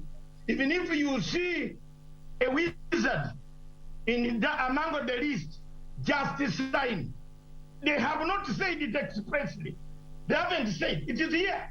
I want every Kenyan to have a copy to read Article 166 and 2C. You will see that Uhuru Kenyatta should not be condemned. Uhuru Kenyatta also used Article 166 to look at the judges. He is entitled.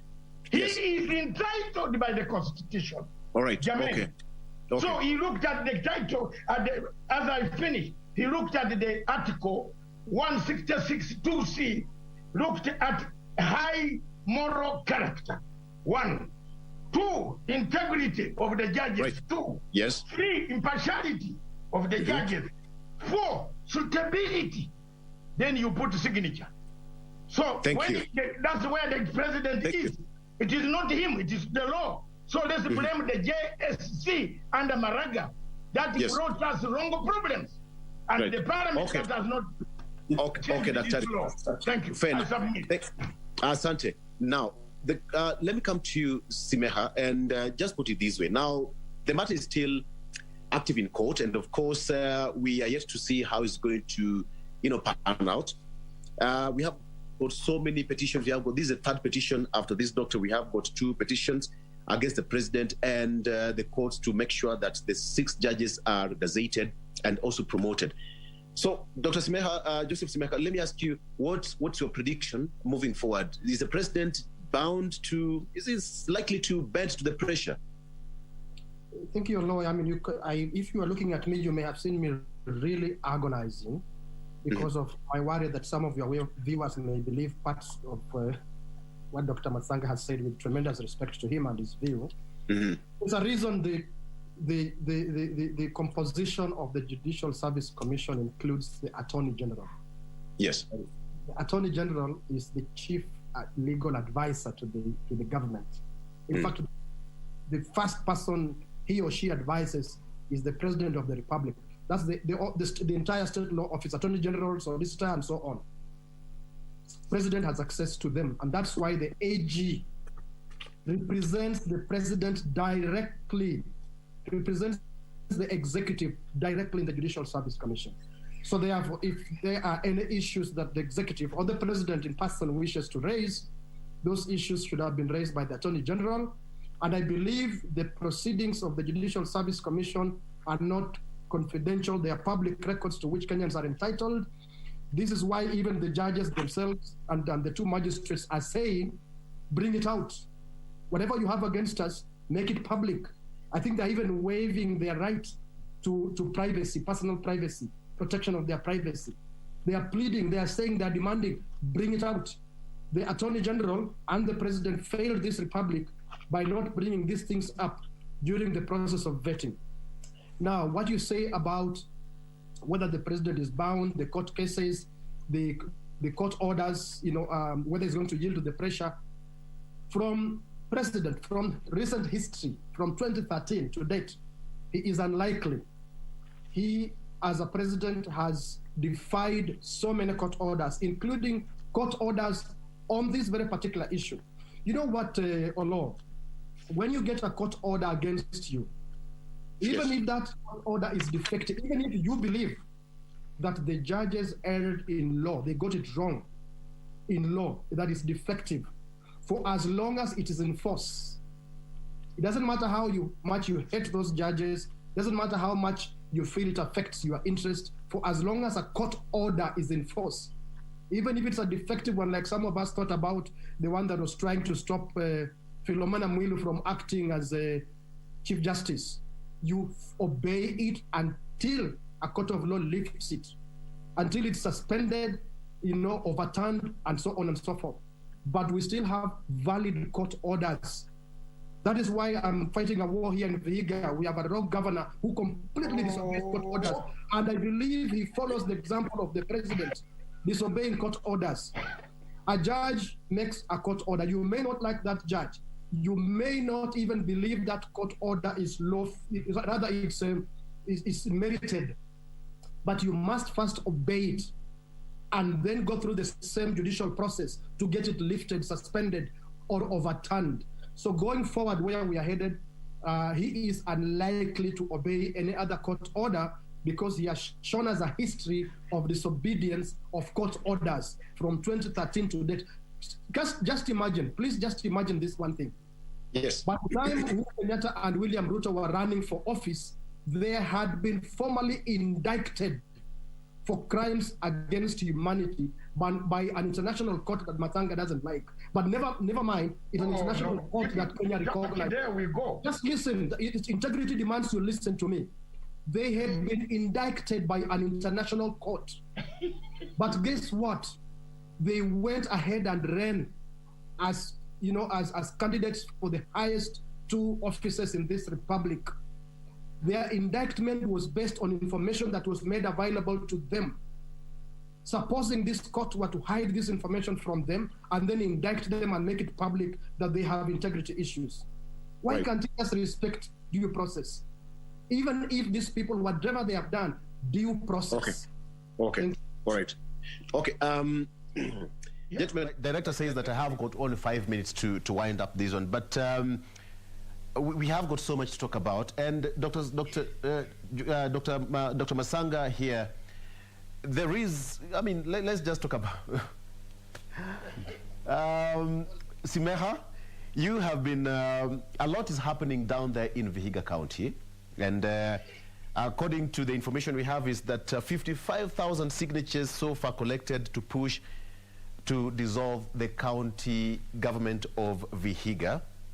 And you have been directly mentioned in this case as one of the pushers of this particular drive. I don't know how you're going to respond to it, because only 27,241 signatures were needed to petition the president to dissolve the county government. To give you a chance on a national television, how do you defend your position in this? Joseph Simeha. Thank you very much. First of all, is just to correct suspension of county, the governor, deputy, and the executive, as well as MCS, they get suspended from office. They are put on half pay as the matter is investigated. Yes, I want to confirm it is true. I'm one of the promoters. It is a citizens' initiative. Thousands of citizens, tens of thousands of citizens of Vihiga, who are pushing for the suspension of a rogue governor, his executive, and rogue MCS. We have charges which we are, it's in public knowledge now. We've put out there a detailed case statement of the facts of the accusations against the county government and MCS. And among these facts, if I just give you one example, is 15 court cases, 15, no less than 15. We have many more, but we've put in the statement 15, where the governor has disobeyed court orders. And as a result, the county government is accumulating huge penalties from charges from the court, orders from the court. In one example, for payment of health workers, the bill has gone in excess of 600 million Kenya shillings, and he continues to defy. So basically, we most likely have an insolvent county government, and that is why we are pushing that it has to be suspended. All right. Simeha, just before you continue, Dr. Masanga is on my ear saying, I think he's itching somewhere. Dr. Masanga, I don't know what's burning. What is burning me? Yes. Is primitive activism. Okay. Primitive activism that is going to destroy Kenya. Okay. Not that there is no corruption. Yes, there is corruption. But if we follow primitive activism, that everything that Semeha does, we should. That's a cruel word. It's not cruel. It is a very good English language. Primitive activism. Okay, let me say, I don't want to say shallow activism. Primitive. Not because Semeha does not know his role. He has done it very well. And on this television, I told you that when Semeha goes in hiding in Vihiga, there is something is cooking. I told you.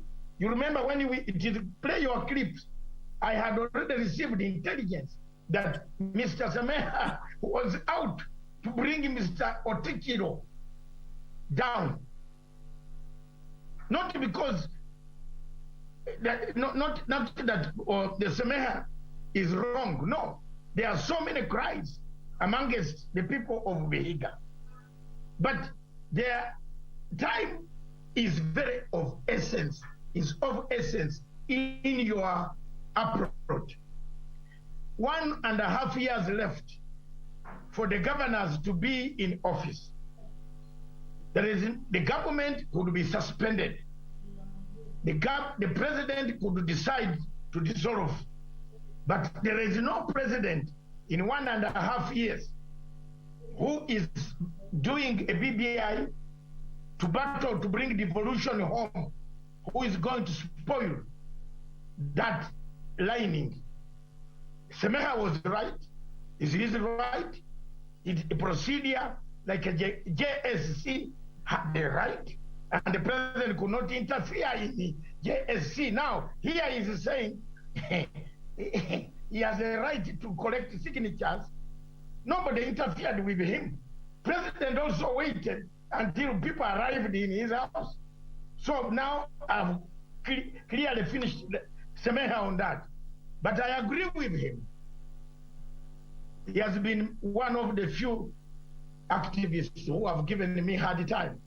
Every time I meet him on television and in the argument, he has his views, and his views on corruption, I like them. He hates corruption. Dr. Never hates corruption like I hate corruption. Thank you. Mr. Otechiro has done something wrong. He has corruptly taken people's money in Vihiga. Let him stand for it. Brother, I support you. But if he has not done anything, I believe next time, Victor Oro, bring the supporters of Otechiro. See, some of us will give space and allow Semeha with them. Let them sort it out on national television. But at the moment, if there is any evidence, I agree. And Yes. Dr. Rotich, I want you also to support me on this. I support you every day on this. If there is corruption, charges, all right. Go ahead, sir. Thank you. And on that note, let's go ahead and take a break. Dr. Rotich, I'll be back with you in studio. And of course, Joseph Semeha, you will tell us whether it is primitive activism or you're just doing a job. Okay, let's take a break. We'll be right back with more. This is People and Politics on KBC Channel 1. We'll be right back.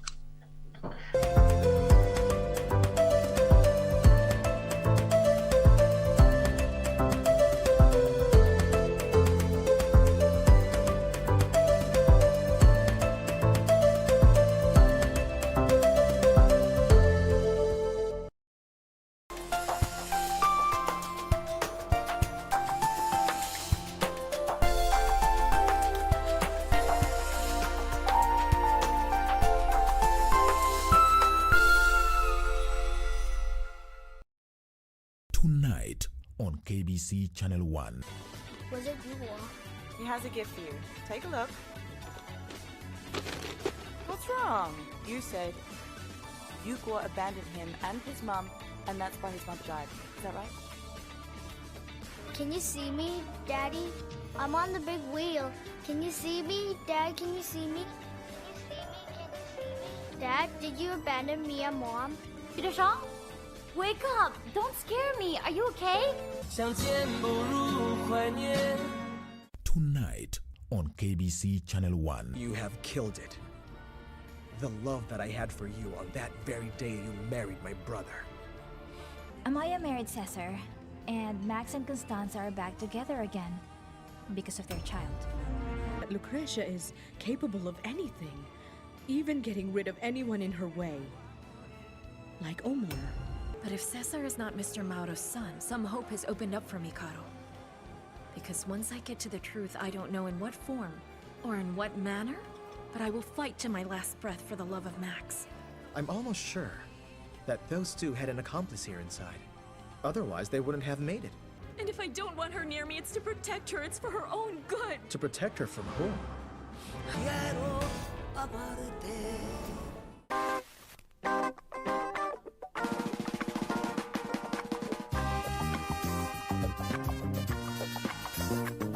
Nichukulie kwa mfano ndani ya matatu.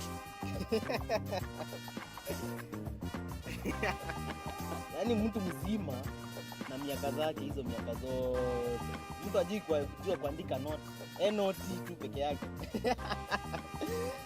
Kusoma kweli itasaidia. Nini nakusumbua na mimi? Nauliza, yu bwana? Don't you dare insult me, okay? Mama Angel, don't you dare. Haya, kwani ni vita? Nini wewe? Yaani wataka kumpiga? Huwezi mpika, mpike nini?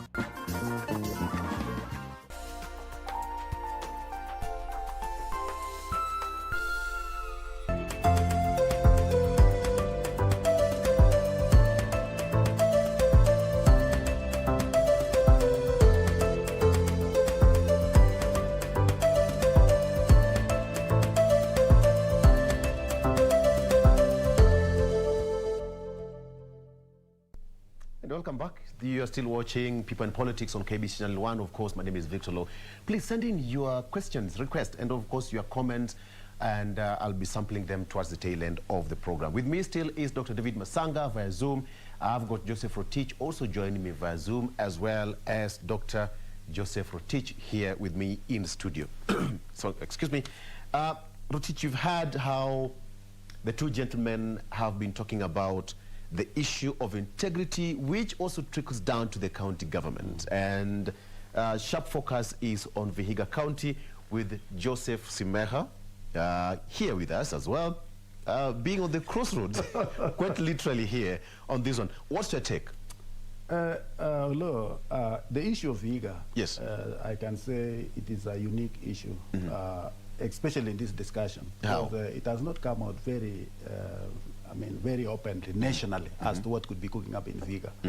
But if the people of Vihiga have credible evidence as to the issues to do with the corruption, to the issues to do with the abuse of office, they have got every right to follow the due process that they are doing now by collecting the signatures and doing it, because finally the court will prove or will approve them or disapprove them.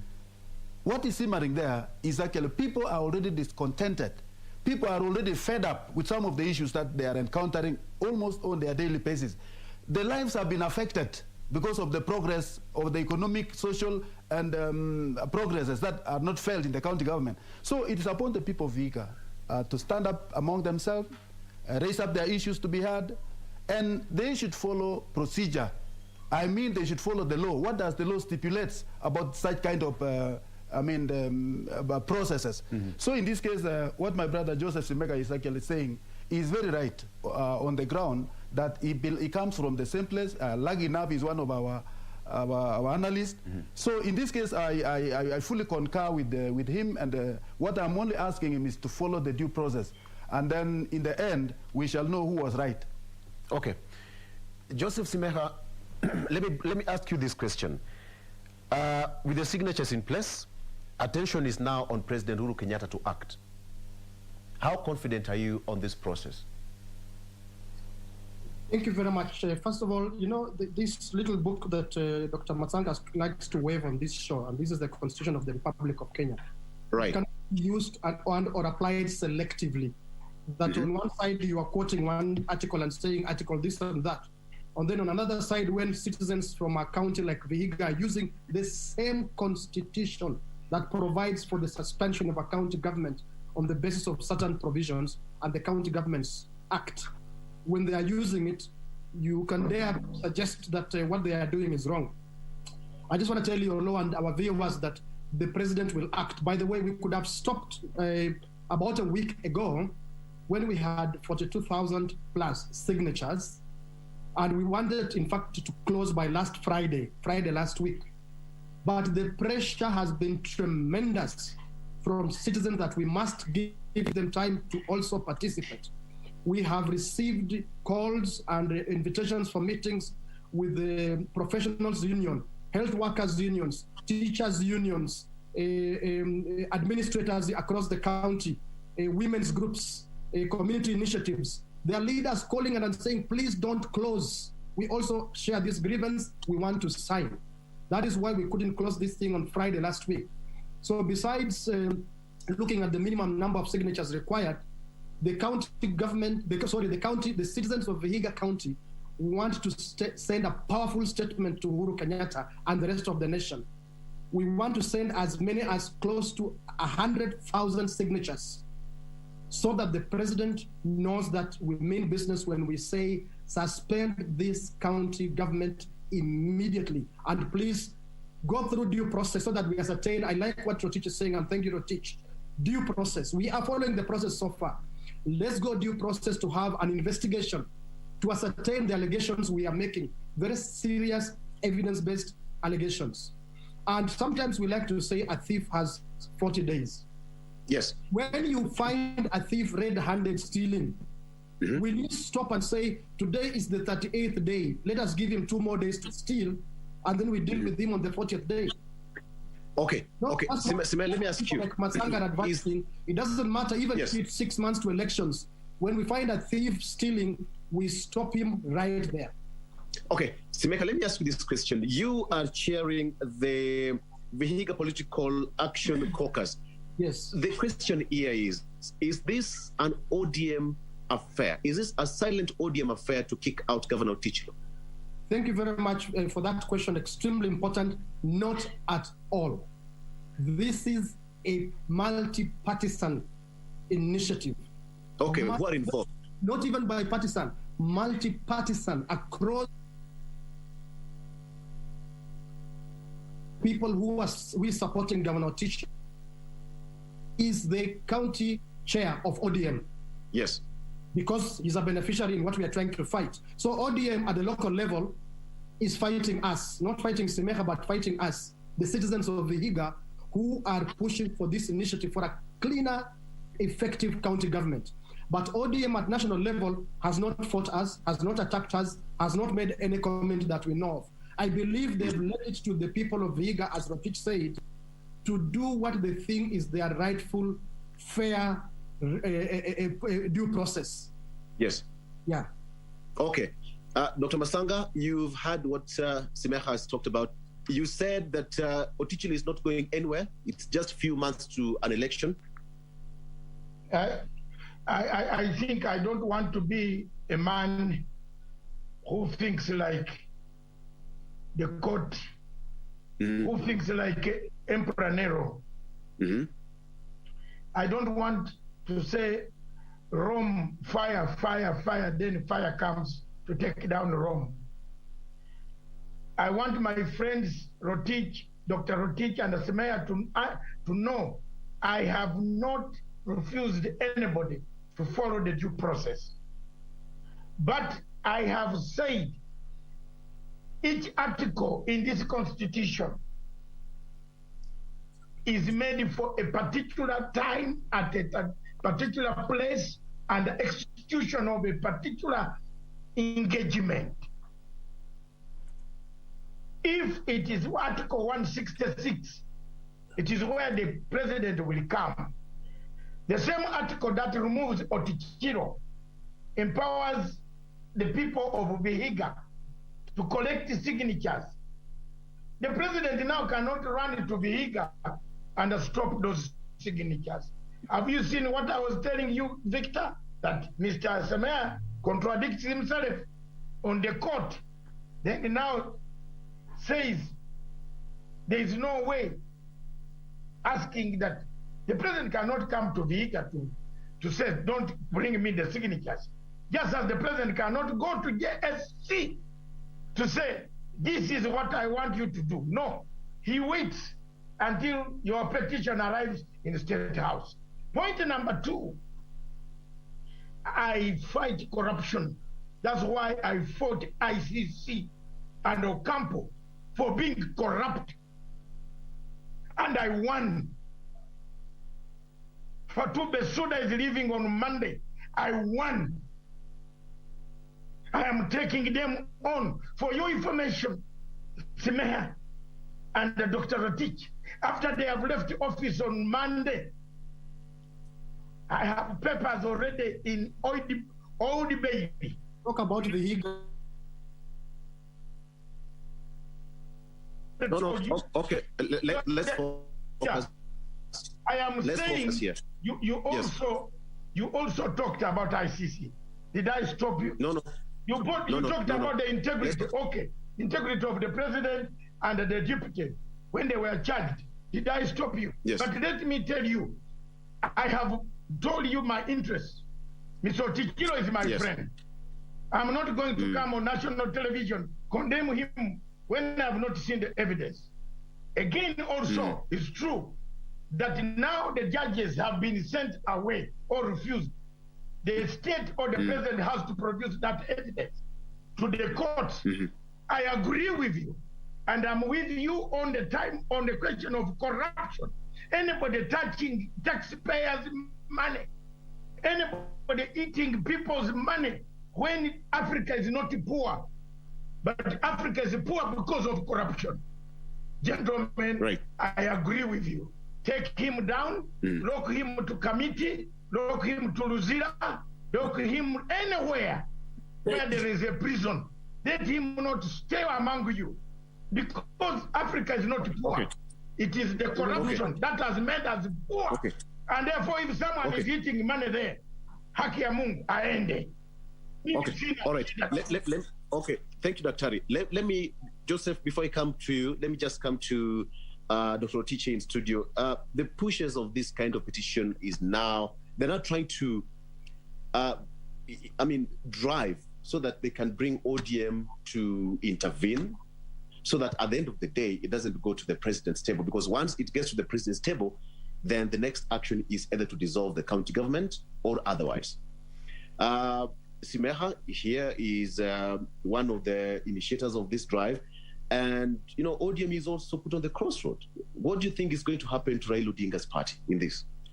I think looking by it, this is this could be right. And you see, when we are talking about the governor of Vihiga, we are talking about a politician. When we are talking about most of the people who are actually spearheading the accusations, some of them could be politicians, some of them could be very genuine citizens. So in this case, I think they can only arrive at the consensus because as an ODM party, I don't think they condone corruption, even at the highest hierarchy level. Yes. And they will also come down and do their own investigation as a party to ascertain whether what is actually cooking on the ground or what is being said about their leader. Is it actually these are genuine reasons or it is just politics? So they will have to ascertain out of investigation. That is why you see my friend Simega is saying, what we are doing, we are following a due process. And due process means also investigation. And investigation is done by credible agencies. Talk of the Office of the Auditor General, talk of even private auditors, so who will come up with credible evidence as to what is really happening up in Vihiga. So in this case, it will not be a blanketed kind of thing. You cannot call it politics just because it is spoken by many people or some politicians. We have also looked at the facts on the ground as revealed in the books of the county government. So in this case, that is why we were saying the due process means it is a process that is involving, a process that is inclusive, a process that is involving the technocrats of the county government. So in this case, I'm very happy, although when people take initiative, when you talk about collection of signatures, and you talk of several bodies, professionals, NGOs, such like that, even some government departments come and say, yes, we have witnessed this. So these are not things that you can just whisk away. These are things that you must look at it very critically and allow the due process to continue. In the end, we shall get the answer. Okay. The question here is that, let me just bring in Simeha. Simeha, the branch party executive committee chaired by Zebedi Osabwa has said that you've been having some clandestine meetings in the county and portraying the governor as a non-performing governor. The question somebody is asking is that, are you eyeing for a political seat in Vihiga County? Non-performing governor. The question somebody is asking is that, are you eyeing for a political seat in Vihiga County?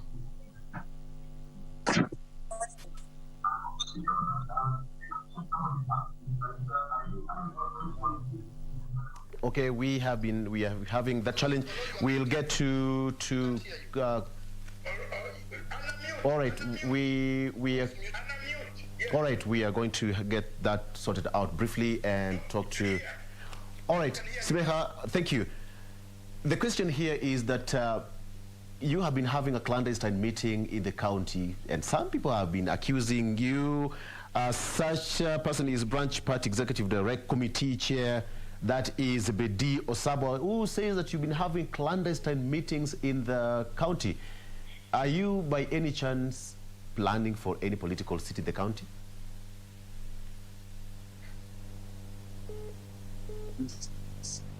Planning for any.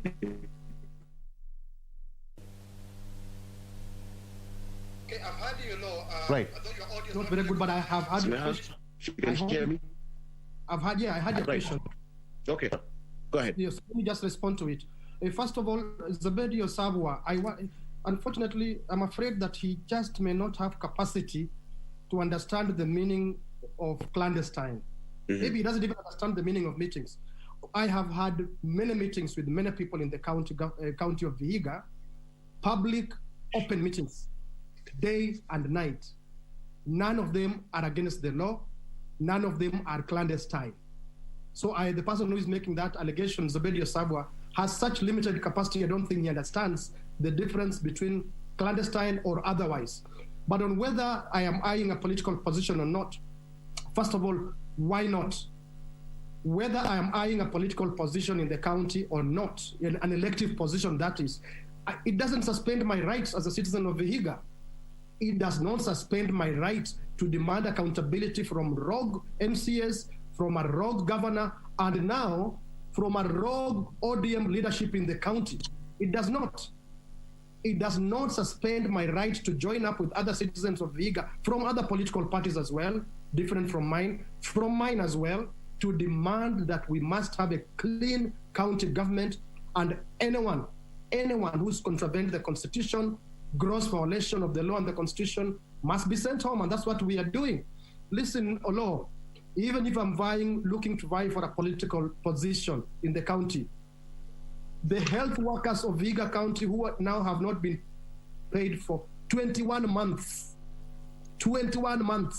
don't care whether Simeha wants to run for this position or the other. They want that public accountability. The woman whose mother died and was not attended to, she had to pull the body to the roadside to attract attention to get help. She does not care what Simeha is vying for. The woman who died because there was no ICU facility in Vihiga, when the governor alleged to have launched one, she died. Whether Simeha is vying for any position, and yes, I will vie for the position of senator. But for now, that is not in this equation. For now, I'm a citizen of Vihiga fighting for accountability for my county, for the good of my county. Dr. Masanga, direct to you. Your take on that. Thank you very much. The guy has declared his interest. I knew it. And I told you much earlier, Mr. How did you know it, Dr.? How did you know it? He's just saying it now. I also didn't know about it.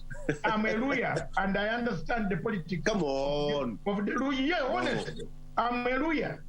And I'm a lawyer. Okay. I'm the original lawyer where they come from. So I understand. But he didn't tell you. He's just declared his interest right now, but he said right now he's a citizen. I knew. You know, Oro, I told you primitive activism is very dangerous. Okay. And you can see someone from Vihiga is now citing the question of primitive activism, who is accusing. So what is the take on what he said? What he said is, yes, if it doesn't matter whether you are a commoner or an elite, and the Kenyans are misusing this word Wanjiku. Is there anybody who is not Wanjiku here? Who is Wanjiku? Has your constitution told you who is Wanjiku? Kenyatta could be Wanjiku. Ruto could be Wanjiku. Or Atieno, or Otieno, or Makuyu, or Kamau. Wanjiku does, a citizen is Wanjiku. Let's get this very clear. So Wanjiku in Vihiga can take up action, whether you are high or low. So you can see now we are coming down to the real reality. Why do you stop Simeha? Because he's a elite class to go and get signatures. Why? You shouldn't. Just as you cannot stop Raila or you cannot stop Uhuru, they are also Wanjiku. They are citizens of Kenya. They see what is going on in Kenya. Mr. Semeya sees what is going on in Vihiga. Why do you want to stop him from collecting signatures? You want to wait for Jesus to resurrect, come for the third time, then you collect the signatures? So, Victor, this is very interesting. That today the people who condemn Raila Amolo Odinga and Uhuru Kenyatta for collecting signatures, today they are very happy for Mr. Semeha, who is not Wanjiku, but who is Wanjiku. Look at his background, the house is not like the one in Vihiga town, somewhere of Naliaka or Nahume or Nahune in Vihiga. It's not, but he's collecting signatures. Now, why do you blame Uhuru Kenyatta and Raila Odinga for having collected signatures to save a situation? So for me, I want first to applaud Semeha. Brother, when you see corruption, don't wait. Because tomorrow it could be you. Yeah, it could be, it will come on your doorstep. You did a good step. But now give time to Otichiro also to defend himself when it comes to his defense. Yes. Don't call him rogue. You have already taken him to the city mortuary before he even resurrects. Please, just call him governor. Don't call him rogue, because you have not already sentenced him. Please. Thank you. But I accept with you that you have been doing a very good job. Do it very nicely. There is no Wanjiku. There is no elite. There is only Wanjiku everywhere. A citizen is Wanjiku. Uhuru Kenyatta and Raila Odinga. Thank you, Daktari. Thank you, Daktari. Okay. Yes. Okay. Thank you, Dr. Masanga. Let me talk to Dr. Rotich here. Dr. Rotich, the common town in Vihiga is yearning for service delivery. Okay, at this time of the year, people are gearing towards an election, and everybody's looking for, to get service delivered before next general election.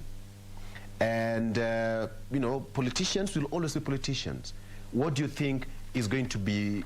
Do you think the governor is going to be, cut in between handling the political issues and serving the Mwananchi, as Meha is also busy, and his team to kick out the governor out?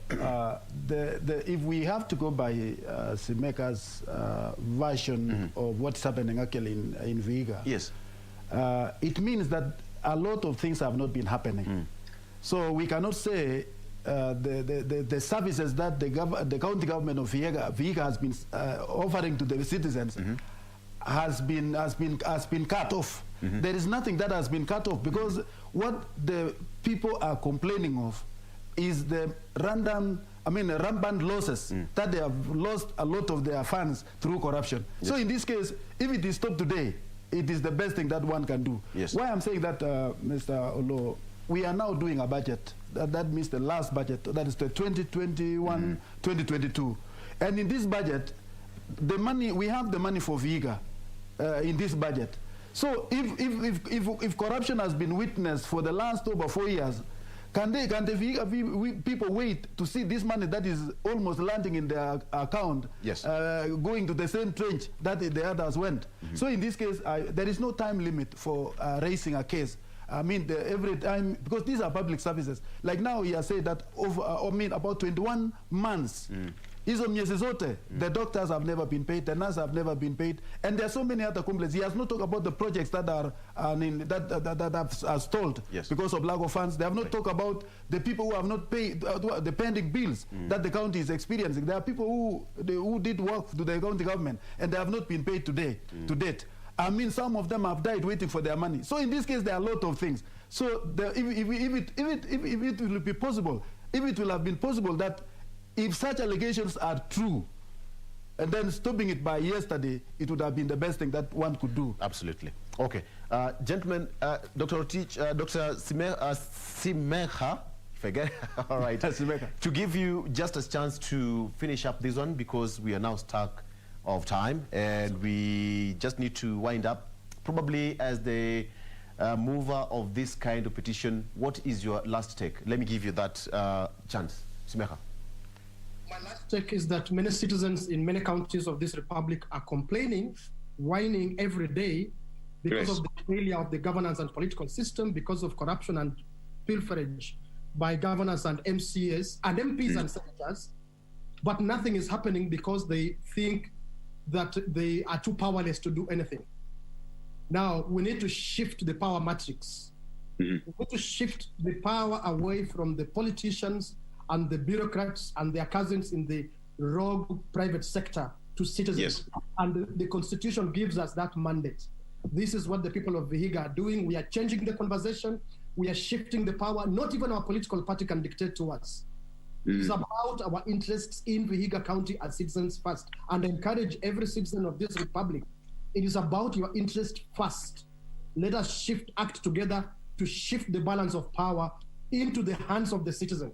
That is what we are going to do, very soon, in the next week or so thereabout. The committee will decide. We will make it very public as we take about 100,000 signatures to President Uhuru Kenyatta with our petition to suspend the county government of Vihiga using a very civil, lawful, constitutional process, as Rotich has rightly pointed out there. Okay. Every citizen who, instead of complaining and whining and saying, let him watch Amaliza end, let him finish and go. No, even on the 38th day, a thief has to be stopped. And you stop a thief using due process and using facts, not on whims, not on arbitrarily, but using due process, facts, and the procedure provided for in law and in the Constitution. That is what we are up to in Vihiga County. All right. One thing for sure is that we'll also try and get the Vihiga governor, that is Wilbur Otilo, to also put his word on the ground now that this issue and this case is affecting him directly and his government. Briefly, as Dr. Masanga, if you can hear me, your last word as we wind up in 1 minute, please. My last word is Africa is moving towards regime change. The regime change mechanisms in Africa must be stopped by us following our own conscience. If you have committed something that you feel is not in line, and if you feel there is a problem, just step aside. Just go. Don't allow Semeha to draw you out. Don't allow Semekas to smoke you. Just leave. Africa is facing that challenge. And one of the biggest challenges that it faces today, as you see many of these African countries, Victor, all of them have the same problems of Semeha and Otichiro. Bigger than those, that makes people in Mali, where it comes in a military coup. That makes George Soros enter to pay people to remove governments. Let's stop that wind of removing our own Africans, replacing them with neo-colonial methods that are coming. I see that coming.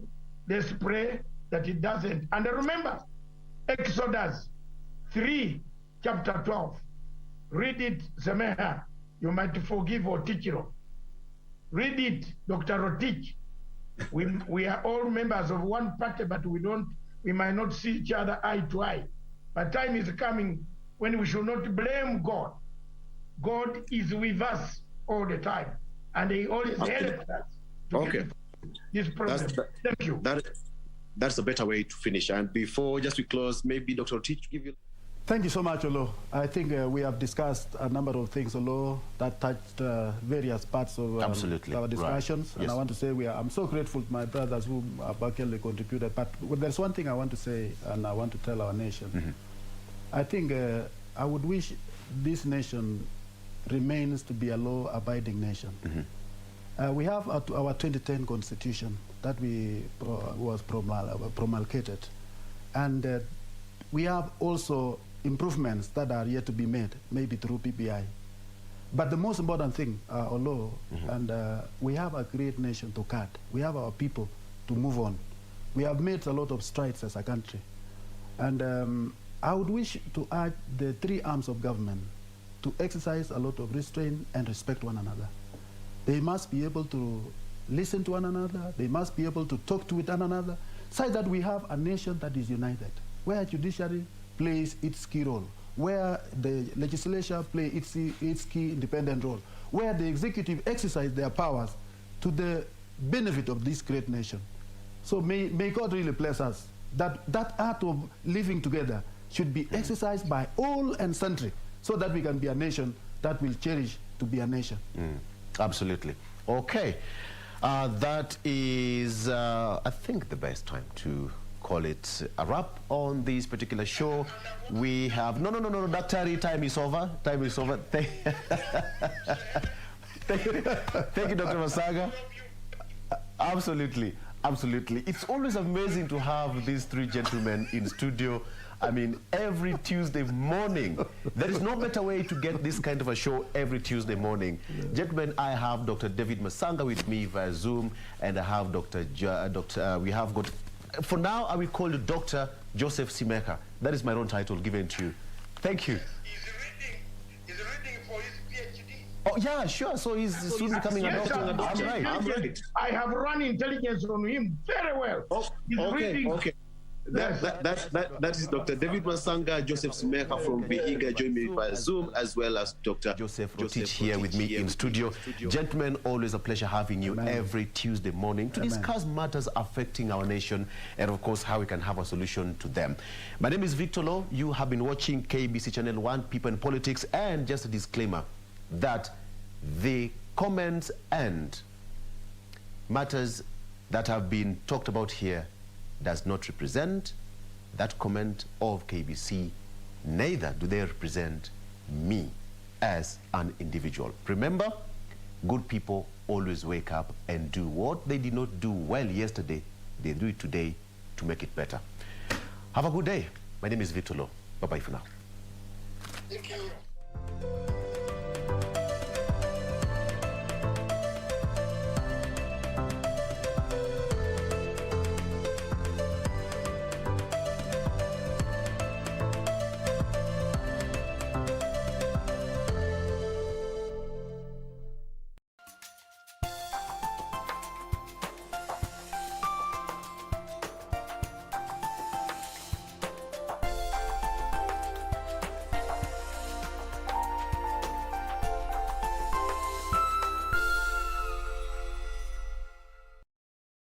Next on. Hakuna nipataje kabisa. Hebu ngoja usifiwe hata kujisifu mwenyewe. Wanasifu kitambo.